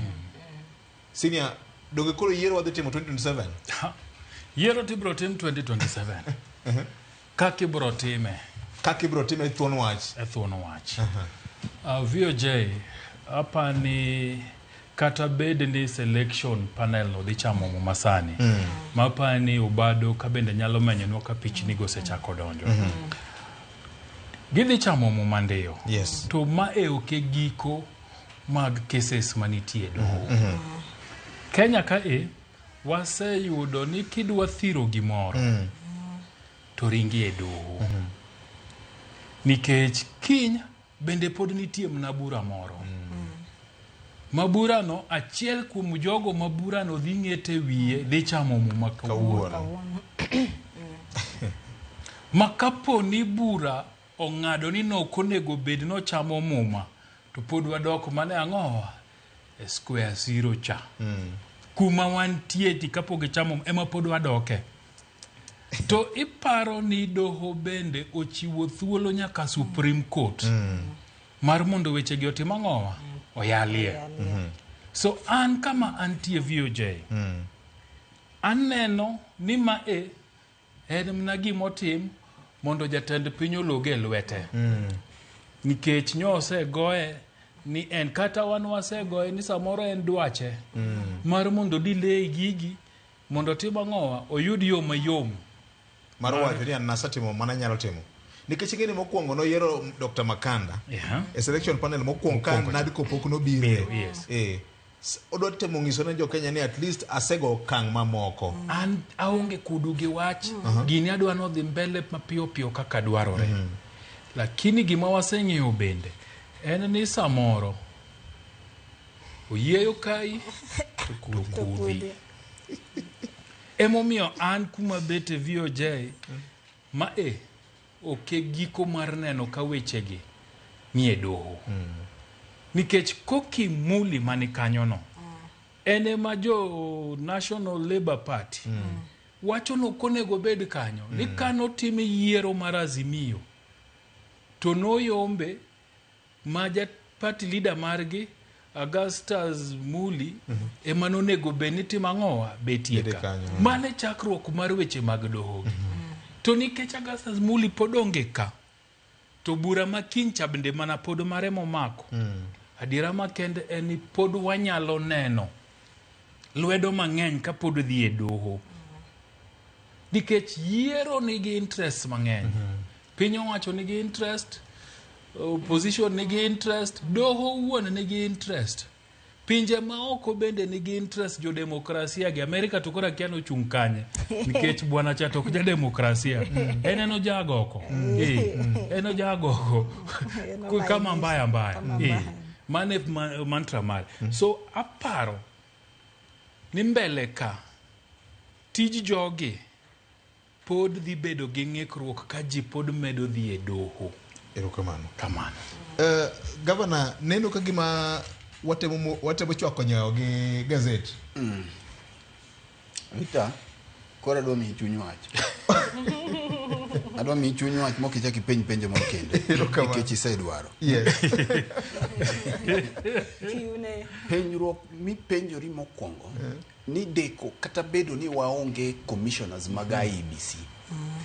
Ere ng'at magini konyo. Who benefits from bedo ni waonge gi IEBC no? Mona kum tiyo gi kizungu. Mona kel bathe no. Koro kise penjori ni ere ng'ama gini konyo. Tidhi duoko penjone. Nye maber ni ombulu mwachomo ni odhi bedo influenced ahinya gi rawere matindo miluongo ni Gen Z manyo okelo koko chien ka. Koro ikwongo ing'iyo ni ng'ama dhi benefit. Victor, chakre 2022 nyaka sani iparo ni joma tindo adi ma ikgi oseromo e higa mar kawo ombulu ma 18 years and above 2022 nyaka sani. Eka kiweyo mano to nitiere sama ni kawo ombulu ma 2022 ni kawo kura, nitiere bende jok matindo mang'eny mane oko kawo ombulu. To katiba gi chik mar IBC wacho ni IBC kiweyo mandate mar tayo ombulu to gin gi mandate mar registration mar ombulu pachoka. Mabire okenge ariyo. Okang' mokwongo iluongo ni continuous voter registration.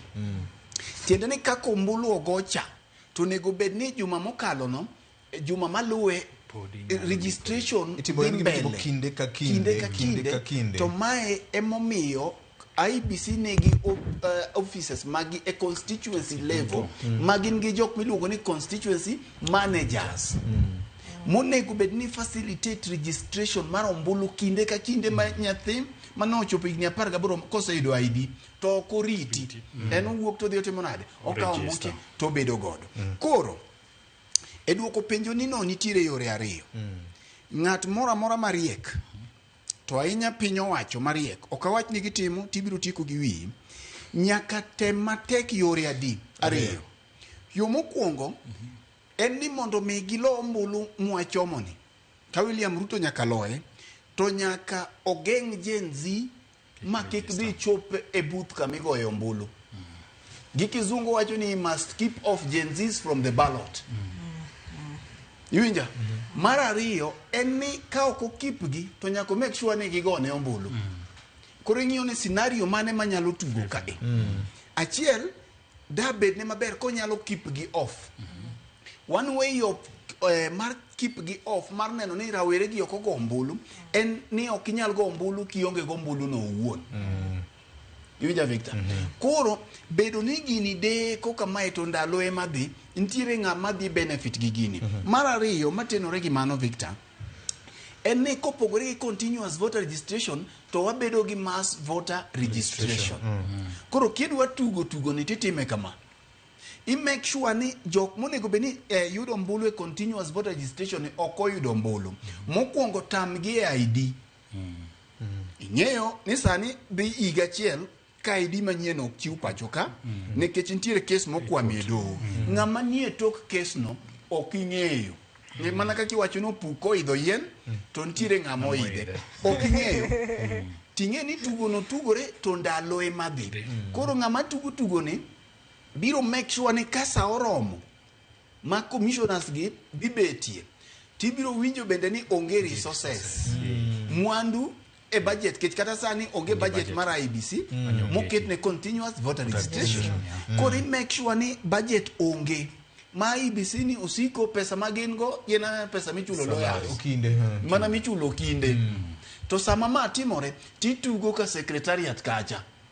Ingeni IBC ni commissioners gi secretariat. Koro secretariat tiende ni CEO gi jok mamoko gi mamagi bende jok matiyo thoth tich mani winjo Rigathi Gachagua ywago ka i make sure ni lweti ni e agulu ni magi mitede iye ka ing'eyo kisetimo kamano Victor ti make sure ni ka kinde ochopo mar mass voter registration to omenda onge omenda mochiw ibiro winjo ni BVR kits ariyo kia mantiere ang'o e ward mangima koro kiweyo ma Gen Z gi odhi okaw ombulu mathoth kar rombgi to inie tabu tiweyo gikaw ombulu no mana kiseng'e no ombulu no gidhi goni koro kuom sani ntiere jok ma tindgi rach gi Gen Z ni koro tugo minyalo tugo ka en make sure ni nyithindo gi okaw ombulu mathoth koro make sure ni idilay formation mar IEBC ni nekech dinne piny owacho ok ni ema benefit piny owacho masani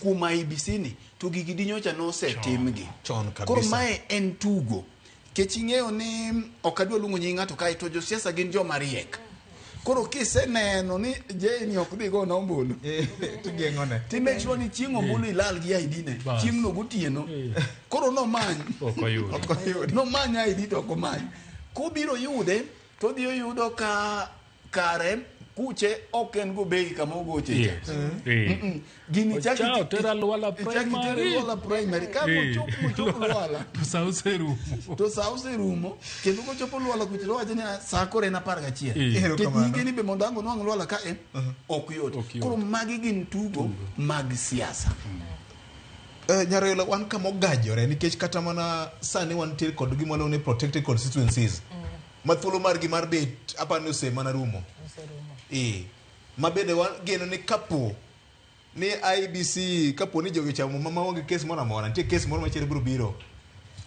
ing'eni VOJ kapok agoyo wiye kama senior gi governor we ting'eni speaker ma National Assembly Wetang'ula nyaka communicate mowacho no instruct Parliamentary Service Commission secretary maen clerk ma Senate ni mondo facilitate selection panel nikech mane kaka chik wacho mondo migi gik madwarre te mondo gichak tich immediately nikech gini en osebedo wach ma jo Kenya tete mang'o wa penjo ting'eni wadoke ni kata kama wantiere sani ng'eni kata ka selection panel sani ogwedhi igama dwe mar Januari mondo mi wabed gi commissioners di office biro bedo higa mane adiere mantie nikech process no nyaka bedi kata ka giwacho mana ni gidwa time 6 months nitiere kaka giboywaye mar ariyo sani gazette notice osegol manyiso ni panel ni osetima ng'oa oseketi ting'eno kete nikech stay orders mane high court vacate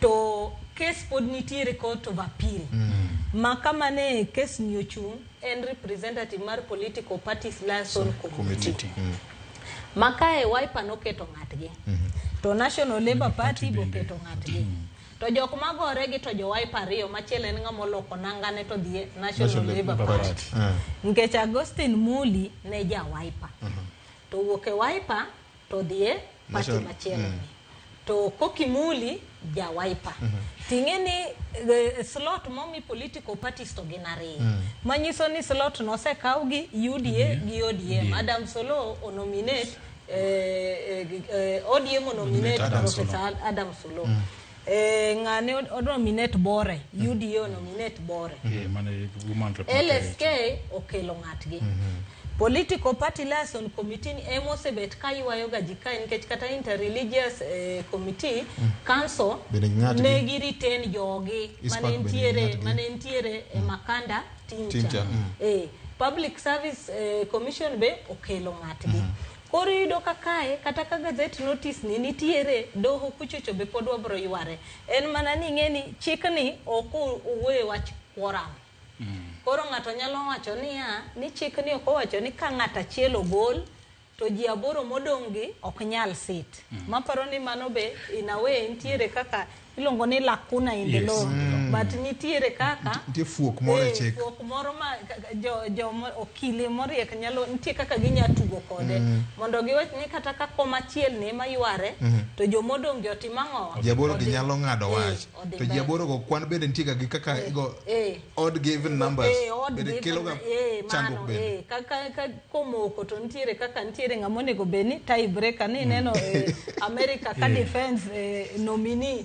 kano moko to vice president JD Vance emane koro tie breaker koro kae be mane kama koro nyalo mako wakae bas mar ariyo king'iyo kendo ing'e wabro dok e report mar Joan Kriegler Kriegler nowacho ni mondo IBC obed properly constituted nyaka gibed ni gin in office 24 months to election manyiso ni igadi igare sani koro wayuare gi IBC maonge IBC ni kobiro time mar boundary delimitation no sekadho nikech chik wacho no time between 8 years and 12 years manyiso ni sani kata ka gitimo boundary review elections ma 2027 okwamul constituencies go constituencies go bro chung 2032 ka jok ma bro chung e constituency go koro mano be en gimo ywayo wan nikech leo mar keto IBC in place wan gi pending by elections ma wan gi wan gi 3 constituencies gi 1 nominee mondo go beni bedo appointed replaced in National Assembly wan gi many ward by elections mar pending and then ne wacho wach mar continuous voter registration tingeni kar continuous voter registration be wan gi cleaning of the register ma wagolo ga dead voters koro yudo ka gik mani mbele ka ng'eny making'iyo period manitiere no akieka by the time ma wachopo elections gigi te ibro time to an ka kipenja kama jasiasa bete en by design gini no se gor chon nyando dok mane wan kik bedi in office nikech kata sani ka IBC obet mana by June ng'ama dwari kole mpicha ok nyari kole koro jojensi manche gi wangi MPs gi kianga wageni kata sani gi chok mase gi na chas gi go onge mjumbe magi bro timo nade gibro Victor kineno gitere ng'wecha beto wangoge koro it was by design kuponi ineno gitere ng'wecha ahinya makoka gichiwo ka joma nyoni e polo gilor makoro ineno ka gazetment otim kawuono gichamo muma budget oseketnegi ne ni thieth osetieki gima duoko ne oseng'e joma ne tedo kamoro osetieko tedo oselos ndara koro mato gikone akoro wewe timang'o obia nekech wetangula ok kanyoya e polo tieno manyoro nyoko nindo kucho mochiwo kawuono kobiro eka gifwenyo ni gini en commission ma important manyaka ter piyo nikech kata mana kama chandruok nye nitiere National Labour Party ne wacho ni nying mane minority leadership notero ne clerk mar National Assembly no gol nying Augustus Muli moket nying mar Koke Muli yes mandalo moko bende to elections mane gidhie to Augustus Muli emano yombe yiero mandalo moko aparo ni nitie achiel kuom jogoro mar NLP mano wuok aicha gi leader of minority National Assembly masani Junet Mohamed nitie kaka ne ogweny gi iye kanyo koro biro koni ni Jed wacho gimoro kapok wacho to biro koni mana kama iwinjo wacho niya kopo ineno ni IBC ni otere mapiyo molose mapiyo tutugo serumo Kiswahili moro no puonja matina jao mabeto weana ukiona via elea jua vimeundwa tingeni gima ji ok wach ga pile nia kani neno kata ndalo mane timo audit kata BBI gima ne BBI temo kiwa ingeni pach ji ni ga commission niko waketo commission to abro bedo gi transparent elections to wigi ji will nia nini tiere secretariat mosebet kache chamo go touch monge gimora mora magina implementers jogi gin mana jo policy to policy kae ema focus nitiere to BBI ne wacho ni total overhaul of IBC mondo ing'ini to shida mantiere IBC en kany nikech systems kato pod nitie kate dhi nyiew mana ilongo nango kits mag elections ka nyiew odonjo on the election day to ngama implement gitu sebet IBC igni 20 onge gimiloko sini aka poko dhi yweyo matin ing'e ni adwa mna miyo jo piny rieko ng'eni dhi e doho ka in ja ODM tidwa chungo process ni adwa miyi siri tarik 20 dwe mar 12 higa mokalo Felix Kosgei enga Kosgei Koskei noro boke ne ute fwambo mane wacho ni jatend piny no yiero advisors momedo achiel kuom advisors go ni iluongo ni Professor Adam Suluo manoket advisor on strategy and communication. Yes. Bende Adam Suluo pod dhi bet selection panel kaka representative mar ODM. Be no accept ngeni question any no accept to ka no accept be or resign. Exactly. So inyalo dhi gode doho mi chung gik madhi mbele gi. Emomiyo awacho kendo awacho ka ni gini oseng'e. Nikech kiny Adam Suluo osechamo muma to ng'ato bro dhi e doho. Ni eno ja ODM bende mana mawuok Kilifi Magarini to ofil nikech Adam Suluo no yier kaka advisor mar president okoparie ni Adam Suluo nyalo represent ODM ni weche mag ODM selection panel ni obro tingo kako winjore nikech bathe ko machielo en advisor mar president to president ja party mane UDA to ODM ka bende pod do ka weche ODM no tere panel ten advisor ma president broad based government ni kanye chik onge so magi gik momiyo wawacho ni king'iyo gini to nafas mag dokie doho pod ng'enya mar dhi ng'uko chenro mar panel ni mago timore nyakora Mgajwang seche ma bende josiasa neno ka gimosemo campaign kata mana gwenge ang'e ni jo Ogunja ji noseja campaign ji mokalo chien jal moro ne wacho ni joma nochake chon jomoko neno ka gima nguvu sichako rumo kor gi jopiny osechiemo mamit adua kata kamano mago te nitie nyakora Mgajwang ne yiero ma 27 medo loko kite banka bende osefwenyo ni IBC neno ka giminyalo bi los commissioners kalo koda chamo mar sector mar selection panel ma bende biro payo kaka jowete osewacho to kata kamano jalup jatend piny Kenya mano thicho kor Rigathi Gachagua gitinende wuok tumosuo ko temo soko richo ma sirikal mar Kenya Kwanza osebedo katimo ko wacho ni en jal mosebedo ka wacho adieri makende jomokalo chien bende ne obedo gi romo gi jatend na Kenya Martha Karua kage wacho ni nitiere winjruok moro mar siasa ma wiye koro limbo ma timore ka nying jatend migawo machon Fred Matiang'i be osebedo ka ilieko e romo mag siasa jagoro ma Jubilee Party Jeremiah Kione nyocha odieko ni neno ka gima gibro chung kod Fred Matiang'i e yiero mar 2027 oganda ma uke Gusiland bende wuok oko karom gi kendo wacho ni wuodgi ma en Fred Matiang'i kamoro ginyalo pare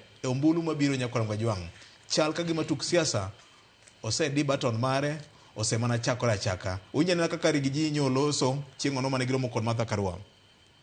People of this region are not tribal at all. At all. I regard Gachagua not tribal because I supported William Ruto and he's not a Kikuyu. And 87% of the people of my kinsmen voted for him, knowing very well he's not Kikuyu. The Honorable Martha Karua supported Raila Odinga, he's not a Kikuyu. We are nationalists. We are nationalists. And it is insulting to this community for the president to go around in meetings calling us tribal. We know he is unhappy. We know he is frustrated. We know he is bitter that our people have left him. Akumbuke kwanza alifutwa on 25th of June last year. Wewe unashikilia kiti na ulifutwa na Gen Z. Kama ungekuwa na self-pride, once the people reject you, you resign and you go home. We've seen people resigning all over the world. There's nothing special about you. Kama umekataliwa na watu, funga virago uende. Wachana na ndugu yangu atembee mahali anataka kutembea. Wewe tembea ile mahali unataka kutembea. Hatutakuuliza, lakini hatutakubali utufungie na kufuli tushindwe na kutoka nje. We are just assuring you we are going to march on na tutaonana mundu kumundu, na sisi ni watu wa amani. Kama matusi ndio unataka, endelea nayo. Alifutwa kazi tarehe 25 mwezi Juni mwaka uliopita. Weche ng'eny kanya kwa Ramgajwang josiasa pangore Kenya madiere jalup jatend piny mano Profesa Kithure Kindiki be osebedo ka bedo kod buche masanja kare mar jot mantie kare Nairobi kaka yo makende matemo lego kit siasa magore Kenya madiere. Jomadongo ang'eyo ni Gusiland kocha bentire weche moko momoko kono. Senator nyocha omoko mach. To kata kamano wach mar Karua gi Rigijini en keny manyien. Governor Victor, ayie gi jaduong' Sospesa Midamba okoni kaka wanene onego odhi nyaka saa 6. Okoni onego ochak saa 1 gi nus to odhi nyaka saa 6 nikech weche po sai matin. Nekech saa Victor weche ni ka an kaka nene weche ni ka adek. Mokwongo je ochako ka wacho ni campaign osemoki. Achiel kuom weche ma ochako godo. Sani koro moke oliel. Mara ibise chai ma pok olandi, lakini e thuolo ma wantiere ni idhi neno campaign ma pok odwaro yudi. Achiel kuom gima miyo campaign ni nyaka bedie ni jatend piny William Ruto owito masawa. Mount Kenya odhi. Maka Mount Kenya osedhi kamano to nyako tem manyo ombulu modhi replace godo Mount Kenya cha. To kamo manye en tieni nyako go kambi Western, nyako go kambi Kaluo, to gi nyako go kambi Coast kata ka dho wadhi nam chumbi. Koro obiro go campaign ka kum thuolo malach. Mar ariyo e wacha Martha Karua biro together gi Rigiji. Okapar ni ntiere ombulu ma Martha Karua nyalo medo Rigiji kata kwethno.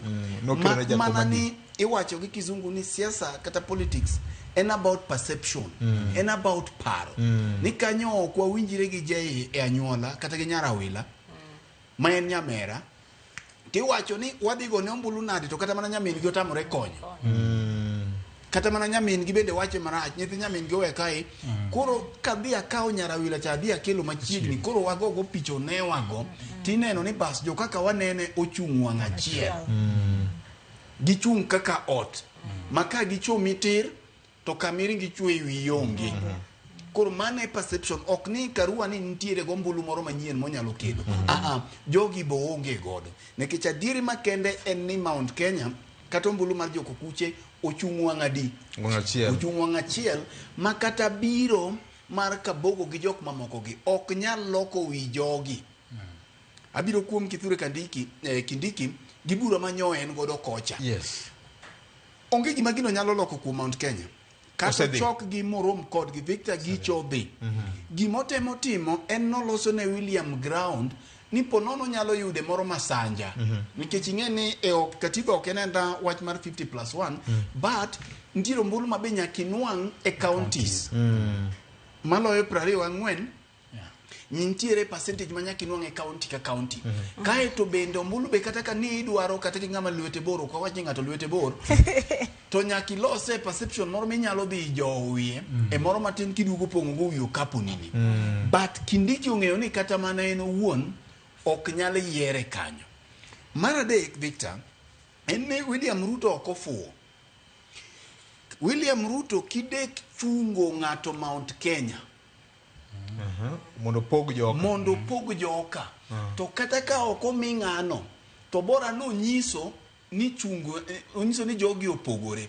Kata mana former speaker Muturi ineno ko wuok to oking'eyo kaka siasa jotugrega. Biro chuno William Ruto ni kabeto nyako chung ja siasa moro motegno to ahinya. Ja siasa modhi chungo nyako dhi ochung Mount Kenya East. Mondo onere ni ntiere pogruok e kind Mount Kenya West to gi East. Mane siasa ma Meru Rigiji go nyoro kanyo ene gwenge mag Meru kocha. Ne otemo ng'iso ni chal ka gima jatend piny osebedo ka pogo East gi West. Kotemo tajo kata jo East mamoko ma neno ka gima sirikal osebedo ka diyo kano tuomo Martha Koome CJ ni sirikal lao rekod idwa gole kaka nogol Jafet Koome otemo thuo gi ting'e ni Rigiji bende osebedo sirikal ng'ama ne diyo mochako bedo deputy president nitie intelligence mancho yudo koro ok othor losa kata odoko ni oloso ga kamano Victor mondo awene jowadwa nikech sa gima temo wacho ni ng'at ma William Ruto biro chungo Mount Kenya East ni mondo tem kelo gimoro ni jo Mount Kenya East gima jo Mount Kenya West ni jo West osenindo negi ahinya koro kodang'ani biro yudo mbulu kod ok bi yudo en wach machielo tadier mantiere ni jogi teni tok Rigiji kibiro ewi wach Matiang'i ok apani nitie kuma Matiang'i dhiye kendo gi kaka nene Matiang'i kuma dhiye onge embo onge kamano iwinja nyaka en bedo nge mak mana ni ng'e ni siasa ipenjoga ni tibiro ga ng'o embe onyalo tugo ni maka gik 2022 kata ka ji ochopie to ponono gini ochomo runoff ka kotugore maber to kata ka formation kech ng'ene ombulu ka ji osekalo loka cha aura kisekalo gima koro timore kocha in ming'eyo embo temo ng'iyo mondo mi kapo nono ibi manyie lemo kata ng'at modhi cha to nyalo loso godo ni an bende an gi oganda jokisigi abiro kodgi ambi timo nang'o na kata mana kome mane entiere mar interior machon cha mondo kik obeda to president to ng'eyo maber ni ok onyal timo nade ong'eyo maber ni ok onyal bedo odwaro gir bargaining mak mana ni wacho ni kamoro bende Uhuru chalo gima nie toke Uhuru no bende okoming to mugik en ni yudo ka William Ruto bende riek bedo nje ne William Ruto kel mondo mi obio omosre go Uhuru Kenyatta momi neno koro Mount Kenya kwedecha nyo neno ka nitiere mutni moro kech ong'iyo to neno kaka ODM bende tugo mokwadwa donje sani to koni biro mbele ka gini kaka dhini nyakomany ne ODM nyieke iwinja nyakomany ne ODM nyieke mar siasa nekech ing'eyo ni kineno ka samoro minot nyisi ni an kaka gini dhini abiro dhi thurwa abiro dhi thurwa tineno mbele chon tikoni bas minot machalo kama ber gi nyieke koro William Ruto nyo okelo Uhuru Kenyatta kata mosruok necha mondo ODM wiye kik bed maduong' manyne nyieke ero kamana nyarawila obro tine chirke bende nyaka State House kama bende jokanyo mag selection panel igene biro chamo Supreme Court mosainya kwa wajwang Supreme Court ka bende chenro mar sidho kata chamo mar jokanyo selection panel biro dhi nyime ayanga tinende mano ngire mano Adam Solo ma bende senior Jay Bonyo ne wuoyo kuome cha ma bende en jang'ad rieko ne jatend piny Kenya William Ruto ma bende jakanyo selection panel ma kamano nyakwara Mugajwang mago picha mabiro ne achiel kachiel e Ramogi TV okinyi ma kawuono ero kama na to ng'e gimomiyo Adam Solo chamo muma chon kama koro en member mar panel no kabisa maka kiny ng'ato wuok kamoro Kuria to dhigo boke ni no chamo muma ene panel to en advisor mar president to ODM mano nominate koro yot malich mokalo nikech osechamo muma ene panel komachielo en advisor mar president komachielo ODM mano nominate koro an kaka ja ODM an gi ground maber mar dhi e doho mar wacho ni Adams cannot represent me kaka ja ODM nikech tije manyocho timo ang'owa manyocho miye emomiyo wakoni ndaro selosi mar mondo gik matimore kagi japiny kaneno gi to weni gik moko timore nikech CJ ema preside over kokonyere kod chief registrar ma judiciary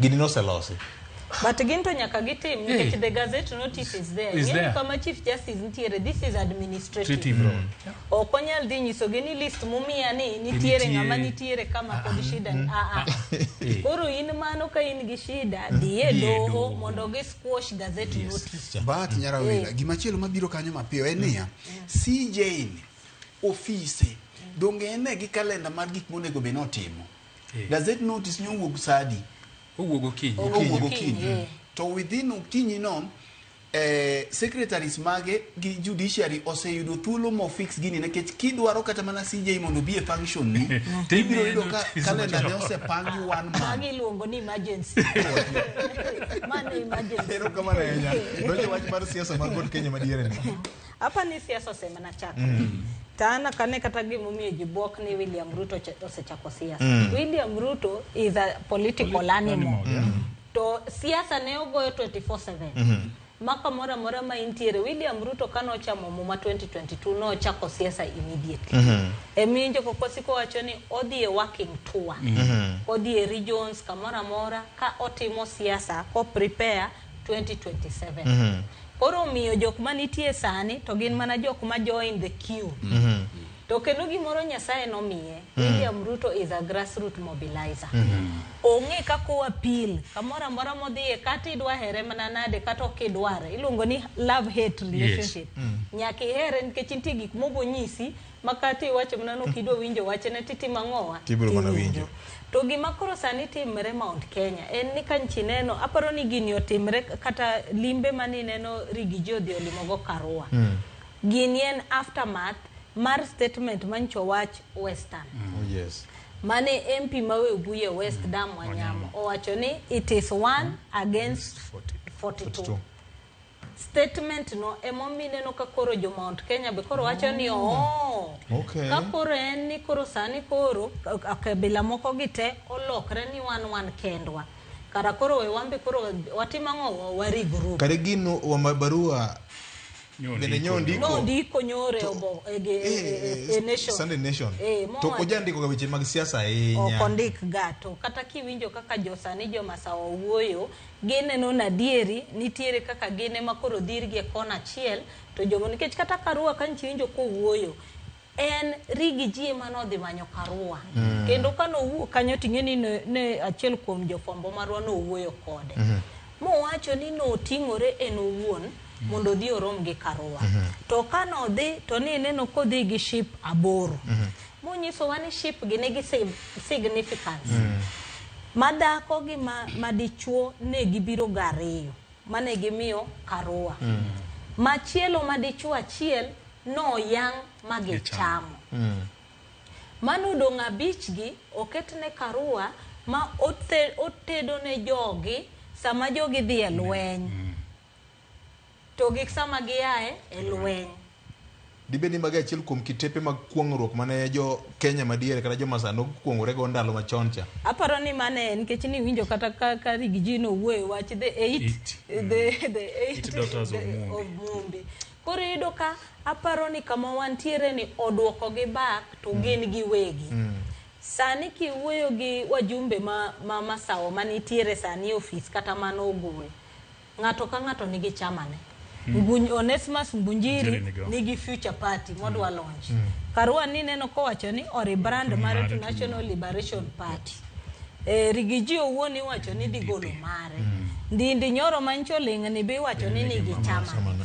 koro yudo kakae ng'ato ka ng'ato ni ang'owa gi chamane kanyo chopenjo Onesimus Mbunjiri to chamani ni ma edhe chama madhi bedo mar masawa to wacho ni waloso gi mang'eny nikech wadwa ni mondo watim coalition mar chama achiel ma wadhi chungo kaka jo masawa to wakete mesa to wacho ni ng'ata mabiro manyowa nyaka kori bede mesa kae mondo ing'e ni ang'o mimiyowa mar ariyo ne giwacho ni giseneno samidonje party nikech wacho ni kata golo mancho golo godo Rigiji no gol nikech en onge gima nokete lwete sama ne jok moko biro to wacho ni chama ni mwaketo ka to mae gima wabiro godo to mae manyaka mewa en wuon en part of UDA koro onge gima notima ng'owa nondikre emomiyo gole notima ng'owa yot koro giwacho ni sani mondo mi kata ng'ama biro mbele kuchocho owitgi oko gidhi ndikore nikech gibiro gi chama mang'eny koro giwacho ni mae be dhi tweyo ng'ata mawuok masawa madwa biro masawa ka pogo gi nikech sama koro ging'eny to gibire mesa achiel to giloke coalition cha biro bedo matek mondo nyisgi ni wachungo ng'ato Mount Kenya East kata Mount Kenya West koro gimbe nitiere kaka gin gi strategy to William be kama nitiere okapani okia gima timre nikech aparo ni en mo feed intelligence moingo kata mari gi ji. Omiyo ni neno kodhi mobedo Western 5 days. Ma ok ni no obedo no kia gima notimo. Sani neno koduogo. Next odhi Northeastern. Manyiso no neno ni kama sa osebe. An gi Joluo, an gi Waluya iye ka. Koro wadi amanyi wa Somali ka, nikech Wakamba be chodhi omakre gi Kalonzo. Giloso gema machielo. Giloso gema machielo, monda dhi be coast, adhi atima ng'owa, a whip coast. Koro ng'iyo ni afadhali adhi akawo basket matin, nikech kata masawano kata ka ginyono ne. To nya yudo 0 point something, kata 1 point something. Koro iwacho ni ipik small boats, but ing'e mabe ni block, to nti konde mitima ng'owa ilo. Aparo ni mane kwano masani William Goyo. Erokamano ahinya. Cynthia, inene nade? Fred nokelo wach moro ni samoro nyalo kata mda chungo ng'ato bende kono mondo pogruok mar East gi West omed yarore ahinya.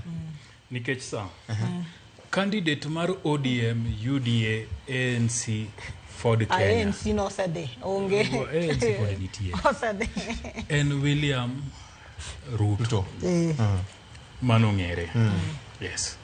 ODM, UDA, Ford Kenya, ANC. Chama cha kazi. Mago. En William Ruto. Chap maendeleo chap. Te yote gin candidate gi achiel William Ruto. Koro imanyo candidate madhi chungi William Ruto. Ka eminene ka Martha Karua nose koni en onge gi nafas mar dhi bedo deputy ng'ato kendo. Ochung. Koro idwa yudo Martha Karua, idwa yudo kanyo mar NAK Kenya sofa kapokore brand. Mar gijibe poko ng'en kech poko gonye Supreme Court. Mar ariyo en DAPK ma en Natembeya. Gi Eugene Wamalwa. Mar adek en Fred Matiang'i makelo Jubilee to gi UPA. UPA. Party nature. Yes, Then gi Kalonzo Musyoka. Jogi bro riwore to giwinjore gi manyo candidate achiel madhi chungi William Ruto. Mane kwano ma an kipenja aneno kagore. Ang'o mi awacho kama? Mana kaka wase wacho ka emwase nuoyo. Ni masawa to sedhi William Ruto go kwande. To jomodongi bende neno ni kura mama sawa ni en karibu 3 million. Maka giungi lwedo tichako godo. Koro gidwa manyo ng'ano madwa chung gi William Ruto mabro kao kura mama sawa ni. To bende pogo kode kura ma Kisii, to pogo kode kura ma Western. Mane momiyo Matiang'i gi Natembeya donje kwanoni. Nikech Kalonzo to biro gi mare karibu atamalo 80 mar Wakamba. Bendo biro go. Mano wuotho ka moko wanyal tamore. Ineno. Then koro masawaka emarigi ji bro wacho ni wan koro wachungo ng'ama kama mondo donj kodwe coalition. An kaka nene wadhi bedo gi candidates ariyo ma strong 2027. William Ruto te kind Fred Matiang'i, George Natembeya, Kalonzo Musyoka. To gi ng'ama rigi ji bro wacho nitima ng'owa michung. To yiero mar AUC ni bende bro two horses koso mano gima gin go bende gin go e paro whatever the outcome. Ingeni AU to chal no sedhi. No akoni mudong to kore en mna lemo. Chal no sedhi. Nikech nitie bura moro kawuono Nairobi ka. Mar AU ma jotend pinje mang'eny nitiere. An gibet gi press conference karibu saa 7. Ok di wach na ni jogo ko biro te to dwa ka kok gi ashua William Ruto ne gidhi gone Raila kura. Yes. Magi chiem kendo gi methi. Ineno. Erokamano ahinya. Emomiyo an siasa no se chakore, firimbi osego, ng'wech osechakore, makapod nitie ng'ato maparoga ni kura ma 2027 poko chakore. osechokore. Oninde class. Emomiyo kate kor gweng. Incoming adi misewinje kor gweng. Ng'eny kabisa. Kamoro amora midhi friend. Incoming. Incoming nini warita. Miwa incoming. Incoming wang'eny kata joma tuang'o suit be ng'eny madhi e UC. Ero kamano. Bada keni nyalo medo adaka moko abich matin kama watieko wach moro kaendi. E siasa ni ODM ka bende neno ka gima weche sebedo ka kikore iye. Jakom mar party nyocho wacho ni ok diwang' ot kama nyathi ni e iye. Ko wacho ni tim marach ahinya ka jomoko ma bende ni e party mar ODM osebedo ka batonge mabitho ne joma ne gikonyo go sirikal kaka jolony. Maendi wach manyocho wachi kod Governor Gladys Wanga jakom mar ODM. Kumachielo jagoro mar ODM nyowuok tumo sudi chimanyoro ka wacho ni oge kaka dangi wuoth gi dhok ariyo. Either ibed ja ODM kata inyon frame gi dho pap nyakwara mgajo. Mwijana kaka Edwin Sifuna bende nyoloso e wachni kanyakala kod Governor Gladys Wanga. We have our experts. Mbadi, they are working in the national government as Minister for National Treasury. As a community here for 60 years since independence, we have never had a minister sitting in Treasury. We have a minister for energy. We have a minister for blue economy. We have a minister for cooperatives. We have another minister for East African community from Turkana. For the very first time, Aluo has become Attorney General of the Republic of Kenya. So I want to ask you, should we now start fighting these people? Should we fight them? So as a party, we must also recognize that our people are in the government. We cannot begin a war, open a war against them. Otherwise, we will be a party of contradictions. So that is why we say we are preparing ourselves, and we are not a merger. We are a standalone party. Mulilituma bunge nizungumze ama ninyamaze. Mambo kama ni mbaya niseme ama nisiseme. Kuna wengine wanasema Sifuna nyamaze tu ati kwa sababu kuna watu waliingia kwa serikali. Mimi nimesema watu wa Nairobi nitasimama kwa ukweli, kuje mvua ama kuje jua, si ndio? Ero kama nenya Alexo bado karakamano mago kaka weche chalo jomadongo wachako di governor. Victor wachni en wach mar ariyo. A party of contradiction. Wach achiel kende. En wach mar ariyo ma ok wach gi wach achiel. Unless kuro isingo ne jowinjowa gi joma neno ni kama owe godo wabiro chake godo juma manyien. Wabiro kawe juma manyien. Wabiro kawe juma manyien nikech wabiro goye malongo. Ok en wach migo gi wach achiel. To we akawe gi kama Gladys Wanga wache godo. Mana kama ikete godo ni it is a party of contradiction. Ntiere gima ne okelo tabu ka en ni ODM okarore. Bedo ni tiende achiel ni e sirikal to komachielo bende gidagi ni gionge e sirikal. Nyo gi yedi chiel. Ni wan to wan e sirikal to wa support Ruto orach kod ober. Nekech owacho weche moko kajo ni wayudo treasury for the first time. Owacho wach ni wan gatuni general for the first time. Japiny ma Yakaluo biro ng'iyo bang' digni adek niya. Attorney General wanwango for the first time ni. No loko ngima joluo nade. Sani weche mag SHA ma waloseka. Gin gik mainyo sirikand ni. Koro chuno ni nitiere gik moko ma mine no keto kama tek. Mine no jok man gi experience. Machalo Governor Masia James Orengo. Beni neno ko wuok tung mosuo ko wacho weche moko. Ni jothurwa. Gini to kata wadonje to wamiel kodgi to wamiel kwa tang. Mane gima jogi wacho ne amiel to wamiel to ka gineno kaka William Juso miel to wamiel kwa tang nekech samoro chindi gi nyalo mienowa. Koro igo kwano ntiere gima ncha Jeyo wacho kae nekech saa watiek ni godo. Jeyo no wacho ni bang' ka jakom osedhi EU waparne. Nekech owacho ni ODM didong' ODM ariyo. ODM manie sirikal to gi ODM maonge sirikal. Jok ma wacho ni watiyo gi sirikal, mantiere sirikal. Momanyo mwandu manitiere sirikal, to gi manoko gi. Ntiere jok ma pod gi gimore e kor gi pok gi ngogo. E ODM ka e. Ma kaka thuolo ma gi ngogi ema pod otamo. Kora paro Victor. Maka gi wacho ni kech sa. Wabro kwanye juma manyien. Gimoro moke agog gi. Gimoro moke agog. Jomoko ni kagenga more chunyi. Gino pod moke agog nyaka ne broad based ni bi. to nitiere jok ma bende ncha ne oseyudo tem ma gima gidwa koro gin giwacho ni ka William kae tu ugolowa e mana kunegowa kae ok wawuoge ka ugolowa mana gi puonj kamano ahinya onego wadoge Supreme Court kendo nyakwara Ongajwang' bado paper na kamano Jarawila ng'iyane na gino ang'eni nyalo ndese mana matin party of contradiction yes ing'eni gimonego remind jo ODM ato ka jo ODM but wa remind jo ODM ni king'iyo chik ma katiba mar Kenya legislature en chapter 8 manyiso ni en gi duong' moingo executive and the judiciary ka jo ODM wacho ni ma jok manenie leadership no resign modonjo kaka experts manyiso ni gine executive. Democracy is very expensive. Onge kama wache ni ka koro gidonje serikal tok ginyal bedo criticize. Emo mineno kata ka wan jofwambo nyaka wagol kama gimoro racho to wapo kama gimoro timang'owa ber. Koro jo ODM be nyaka decide either ODM is fully in government or ODM is fully in opposition.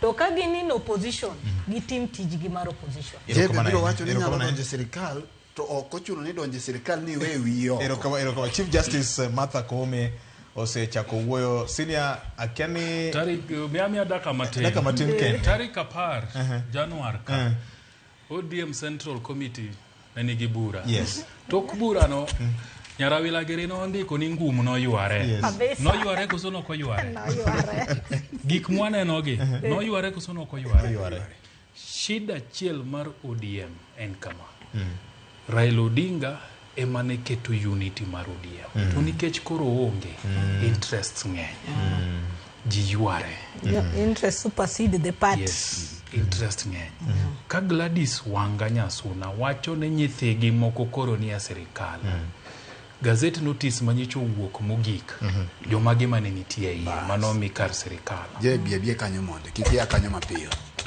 jaode no mi chairperson mar EPRA emomiyo en ok onyal pingo serikal enene kabisa ko wacho ni jowa moko ni iye ene ok onyal pingo ok manyna duond MP ma gine che mono ndani emomiyo sama in gi nafas mar lead party ka ODM kaka Gladys ni godo to Sifuna ni godo ne giwacho ni gibro loso twech achiel ok gibi nyalo loso twech achiel no kadhi mbele to mae mabrogo party piny emomiyo sani party siasa moro nyoko na ni kaber to ODM onego time elections mondo yier jotelo manyien ok manitiege interest kethogi kaja komonge ODM onge elections ema bro tego Nyakwaramogi wach mangima mokalo bro chuna ni kikame jowetega gi thuolo gi wach wachigi mogik nikech watere achiel ka nyaka Supreme Court kabede chenro mar chamo madhi nyime ne ji maromo 9 manyocha wal kaka joma bro konyo wamanyo commissioners manyien mag IBC Martha Koome CJ loso horiti makawuono nyaka jumanyien Nyakwara Ongajwang' wamedru mana loso X kaachiel kod Facebook gi YouTube ma nen kaka wanene horiti makawuono. It's not just another government agency. It is not just another constitutional commission. It is the custodian of our electoral integrity, and its composition must reflect the highest standards of professionalism and credibility. As you all know, the past 2 years, Kenya has endured an unacceptable situation. An electoral commission has persisted for 2 years without commissioners. Since January 2023, the IBC has been unable to fully discharge its constitutional mandates, creating significant gaps in our electoral process. And the effects of this vacuum, ladies and gentlemen, have been far-reaching. Vital functions such as boundary delimitation, voter registration, and by-elections have stalled. Even more concerning, the absence of duly constituted commission has denied some constituencies and wards their fundamental right to representation in the National Assembly and in the county assemblies. This is not just an administrative challenge. For me, it is a democratic disruption. We cannot and we must not allow such a situation to persist any longer. The Constitution is clear. Governance must be continuous. Institutions must function effectively, and the rights of Kenyans must not be held hostage by uncertainty or unnecessary delays. As the judiciary, we remain unwavering in our commitment to upholding the rule of law and protecting the constitutional processes from manipulation, obstruction, or undue influence. While every Kenyan has the right to seek legal redress on matters of constitutional significance, this right must not be weaponized to stall governance or advance narrow political interests at the expense of the public good.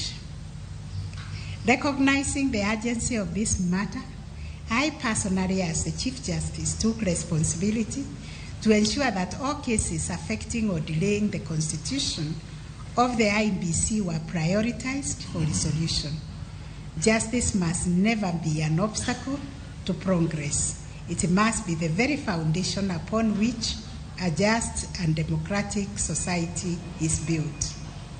Today, I urge all the institutions and stakeholders involved in this process, Parliament, political actors, civil society, and the Ranja public, to ensure that the recruitment of the new IEBC commissioners is conducted with speed. It must also be imbued with integrity and transparency. The Kenyan people expect and deserve nothing less. Today, you take an oath of responsibility that will shape the democratic future of our nation. Your oath of office is not a mere formality. It is a pledge of service to the people of Kenya. It demands that you act with unwavering integrity, resisting any influence that seeks to compromise the credibility of this process. Your guiding principle must be merit and merit alone. The individuals you select must inspire confidence in the electoral process and uphold the values of transparency, accountability, and inclusivity. Kenyans are watching, and the trust they place in our institutions will be determined by the integrity of the choices you make, my brothers and sisters. Strong institutions are the bedrock of our democracy. The IEBC, like all constitutional commissions, must be allowed to function independently, free from any political or external interference. And as a nation, we must remain committed to ensuring that our institutions serve the people, not personal interests. Let us not lose sight of the weight of this moment. The work you embark on today is not just about filling positions. It is about securing the legitimacy of our elections, the stability of our government, and the future of our democracy. Today, you step into a role that carries immense national responsibility. The weight of this task is not just in the selection process that you will oversee, but in the lasting impact your decisions will have on Kenya's democracy. The integrity, independence, and credibility of IEBC start with you today.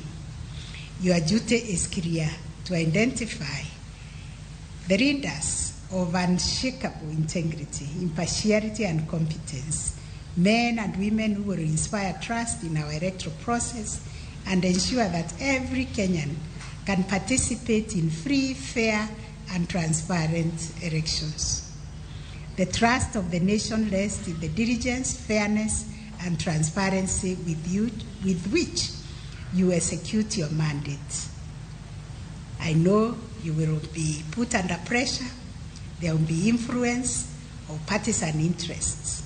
You must resist all those and seek to delay this process.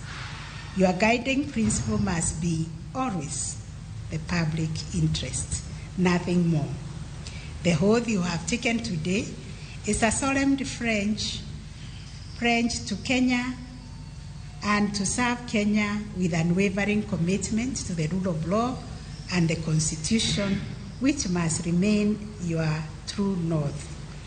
The decisions you make will shape not just the 2027 elections, but the future of our democracy.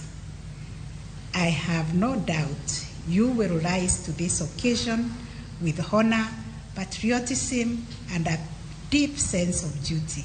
Let this process be a beacon of integrity and setting a standard for all other institutions to follow. I wish you wisdom, courage, and success in this noble endeavor. May your work strengthen our democracy, uphold the rule of law, and inspire confidence in the institutions that serve the Kenyan people. I thank you all and wish you God's blessings. May the light of God shine upon you every day of your life, and may His blessings never depart you as you embark on this monumental task. Thank you very much, and God bless you.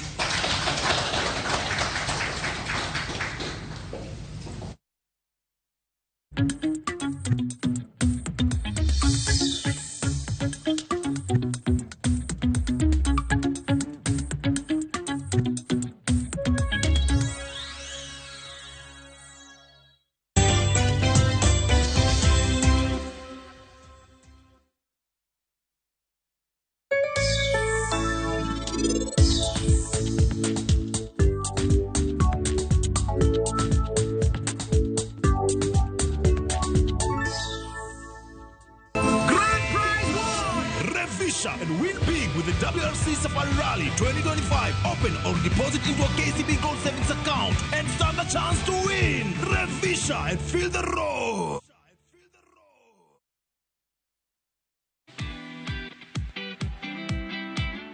Get inspired as we welcome you to the world of stories. History, culture, heritage.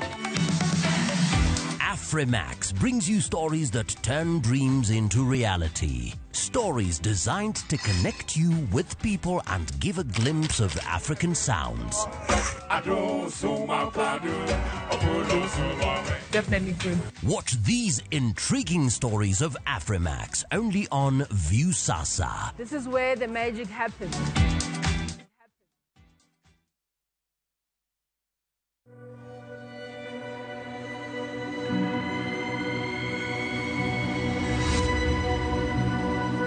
People come to me and they say they get discomfort when they have ice cream. Can you imagine that? Avoiding having cold ice cream. Sensodyne gives you long-lasting protections against sensitivity. And people come in and they're like, oh, it works. I can have ice cream and I'm not in any discomfort. I recommend Sensodyne because it works. It's brilliant.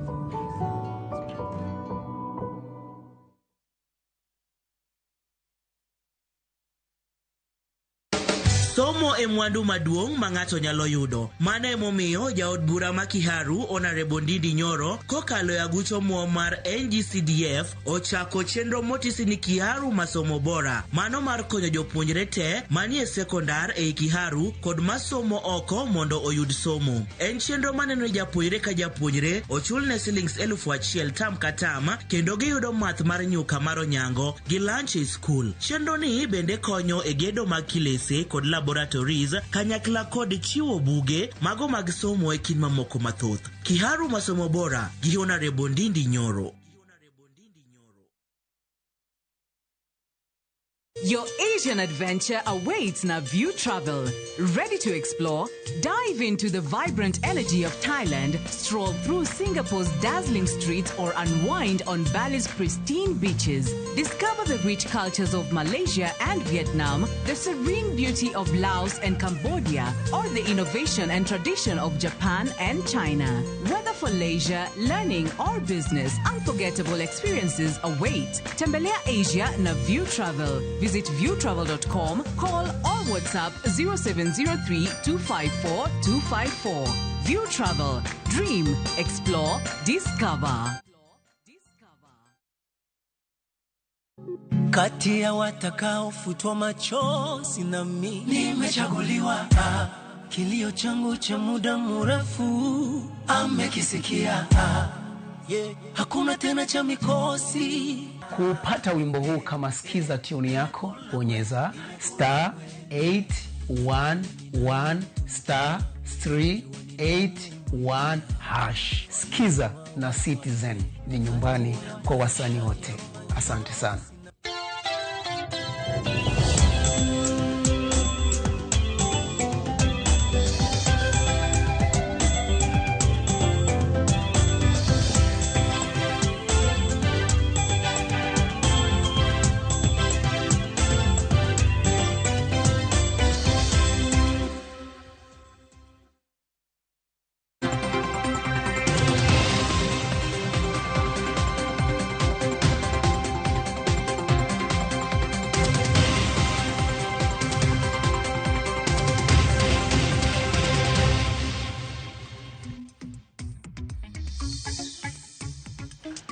Machiegni nyakoro mogo jwa mokinyi makawuono chenro en mar mbako romo machakre tok chenro mar kaka wanene kachiel koda kamano bende mwawinjo ka timore achiel kachiel mano log tich mano mag doho ma pacho kae kata Supreme Court kama jogo mantiere aput mar chuogo IBC kata selection panel ochamo ma odiochiengni ma kawuono wamedo mana luwe achiel kachiel ka kendo ka wayudo thuolo mag rango twak achiel kachiel mano ma obiro kawuoka kuom jatendo ma pacho kae Martha Koome mabendo osechiwo kar kacha en mana jip momedo jiwo ne jogo kamoro amora ma gintiere. Arwakini machiegni ibed korika mondo mi warangi ane kaka piny medo mana ringo kendo piny medo mana sudo ka wantiere kodi kar kanya kora moge jwang antiere twak mada twak ka achiel koda welo moda gogo mbaka kotenore koda somo mano mar TVETs.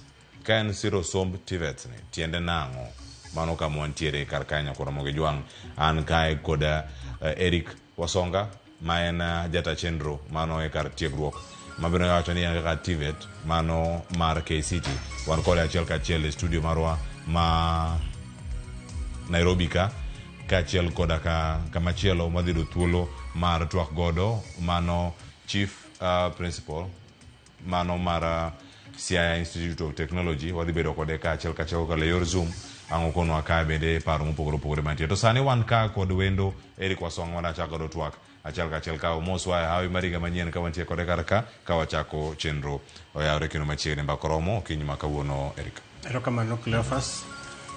Amoso onade duto ne oyawre uru. Adwoko erokamano kuom bedo kodu kawuono mondo wachak watim twak kaluwore gi duoko mancho wuok higa mokalo kendo gi yepo mar portal mar KUPS e intake mar Technical and Vocational Training Institutes kata KMTC bende. Ana awuok dala mar Rongo kamoro ni kama Gambo Kamwango kamano. Erokamano ahinya. Mana ka wachako kar kae sani sikunde mopogore ngene ang wayudo duol mano ka isiro mano sigana moro ka mano lose kinde mokalo kendo oganda mathoth sani kore jiwo jogi madonjo e TVETs mar mondo mi wabed kod thuolo mar ng'eyo ni jogo mantiere TVETs ogirango kata practicals ka kendgi giyudo thuolo mano mag neno ni adieri oganda mopogore yudo lony maggi kendo ginyalo dhach ka gidhi nyime kod tijegi mopogore e kinde madwarore. Kinde ma walose ni imero ji mondo mi gine ni kata ka en practicals tije lwedogi ginyalo timo gi yo machal nade oganda wuog e class. The authorities is to give both to the young people a possibility to learn skills, to give the private sector the possibility to learn skills because it's what they need, and to have labor forces, motivated labor forces to assure the future of the company. NITA has the apprenticeship and indentured learnership scheme as per our mandate, and that is where this one has fallen into. So we also have the industrial training levy, which is also supposed to support the in-center training for the students, and a component of it even towards the tools. Just highlight in a minute what we have done. The Ministry of Labour and Social Protection has actually developed policies to address unemployment in Kenya. One is the National Skills Development Policy, which addresses the skills mismatch. We have looked at the issues that are causing the mismatch between supply and demand, and we have come up with a policy. Kuom higni ariyogi wuoth mar somo kaachiel gi dhi e tich ok obedo mayot nikech en gima pok na timo nyaka nene, omiyo koro kalure gi kony masebedo kayudo kuom jonyuol, kuom skul, kuom jo Swiss mokawowago the propeller, alafu gi Swiss contact, gi mentors ma wan go e tich, jowadwa mwatiyo go e tich go eko gisebedo ka gichung' koda, gimako lweta kuma winjo ka tek to anyisogi to gikonya. Nyokoro mo jong mano somba TVET kendo kanyo nitie jok masiri, nitie jok michopo kar kacha, nitie gruok mane onigi giduro chopo. Duolno mochung' ne yiero mag kos madonjo mbalariany kod kuonde tiegruok mamalo oyawo portal margi mar mondo mi oganda nyithindo matimo penj mano mar KCSE e higani mondo mi orangane kanyo gijabedo e thuolo machal nade e kindegi ma giyiero kos magi. Ka wantiere kodi kar kachiel achako kodi Eric Wasonga. Kos oyawo mondo mi oyier. Otime yo machal nade mondo mi adiero ne TVET oyudo jogo mabende diher mar riwre kodgi kendo mag timo courses magi kinde ma waloseni ma oganda mathoth keto maino margi madhi kanye dhi mbalariany. Nyithindo motieko piny sani wacho ni oyo wan ka morango en dhi mbalariany ok odhi TVET moro amora kata ka nuoyo gibodok nuoyo. Erokamano. KUPS no yaw to kendo wang' ni yudo ka gitime yo mopogore matin. Mopogore gi higa mokalo. Higa mokalo irito ga nyaka gimoro dwe mar 9 dwe mar 10 kore iyawe te. Lakini sani neno ka gitimo in phases. Koro phase mokwongo okwongo yawe ne KMTC colleges gi Technical and Vocational Training Institute. To kendo yudo ka KMTC colleges Kenya kae gimedore. Mangiso ni there is a lot of interest e nyithindo mang'eny madwa timo courses mag medical. Higa mokalo ne gin 87, higa ni aneno ka koro gichopo gimoro 90. TVET colleges ma Kenya kae be aneno kochopo gimoro to 60. Mano different Technical and Vocational Training Institutes. To gima duong' nitie nyathi manyocha gombo ni mondo dhi mbalariany. To mana kaka duoko en duoko. Okinyal samoro okinyal laumo nyathi. Ne en gi expectation ni odhi kalo penj, to penj odhi wuok ne ataro. An adwa nyiso jonyuol ni duoko mane nyathi oyudo, unless nyathi ofil ni nitie kama nyocha nitie ng'ikruok moro ma en go, to en ga dieri ni kata kodogo omo, odogo nuoyo, to dhi score grade mano dwaro cha, tinyalo yiene mondo dhi otim.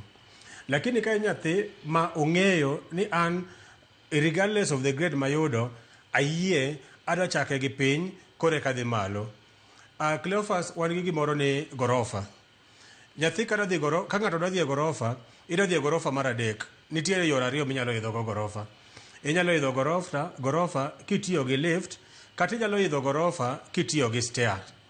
Koro nitie ng'ama ne happy obedo maber, kata ng'ama no perform maber ma otiyo gi lift direct to mbalariany.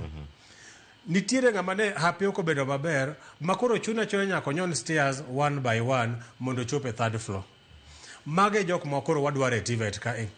Irregardless kamichake, nitie jok manyalo chako gi artisan courses, ma en ga 1 year. Artisan gichalo gi jok matimo bridging, mano between E and D minus, or maybe a class 8 dropout. To wacho ni adwa dhi timo nek, to an gi lek mondo an be achop malo kama jowadwa nitie ka. Nitie jok ma koro donjo gi craft certificate courses, jok moyudo D plane and D plus. Mano ng'ama biro timo certificate course to ochako dhi timo diploma course for another 2 years.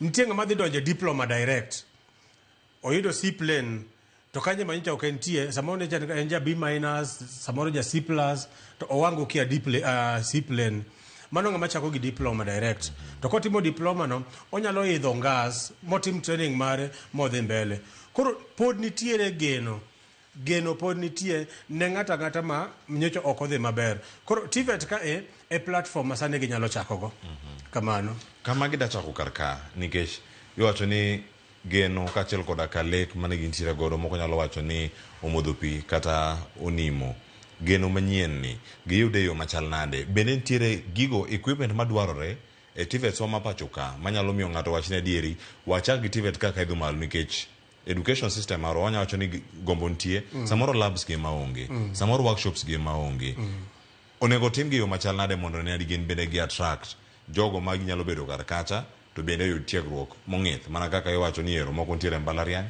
to mano luoro ma pod nyalo bedo ni onge TVET gimatimore gi equipment mag colleges depend from one college to the other and the fact mantie ni iyudo ka as much as no one gi public TVET colleges but the facilitation kata kaka colleges gi obedo furnished gi equipment iyudo ka for example kamantie KCT Silly campus one get so many equipment because a private TVET institution gima odwa ng'iyo ni nyithindo gi oyudo gima gidwaro compared to moko to public TVET institutions manyaka great funding maybe from the government amor gi the Swiss government kaka gigolo nyathino jok mane owuok e TVET go gi empower gi tiyudo ka colleges ma omaka kaka gi Swiss kata kaka koro wan gi World Vision ka support nyithindo to o make sure ni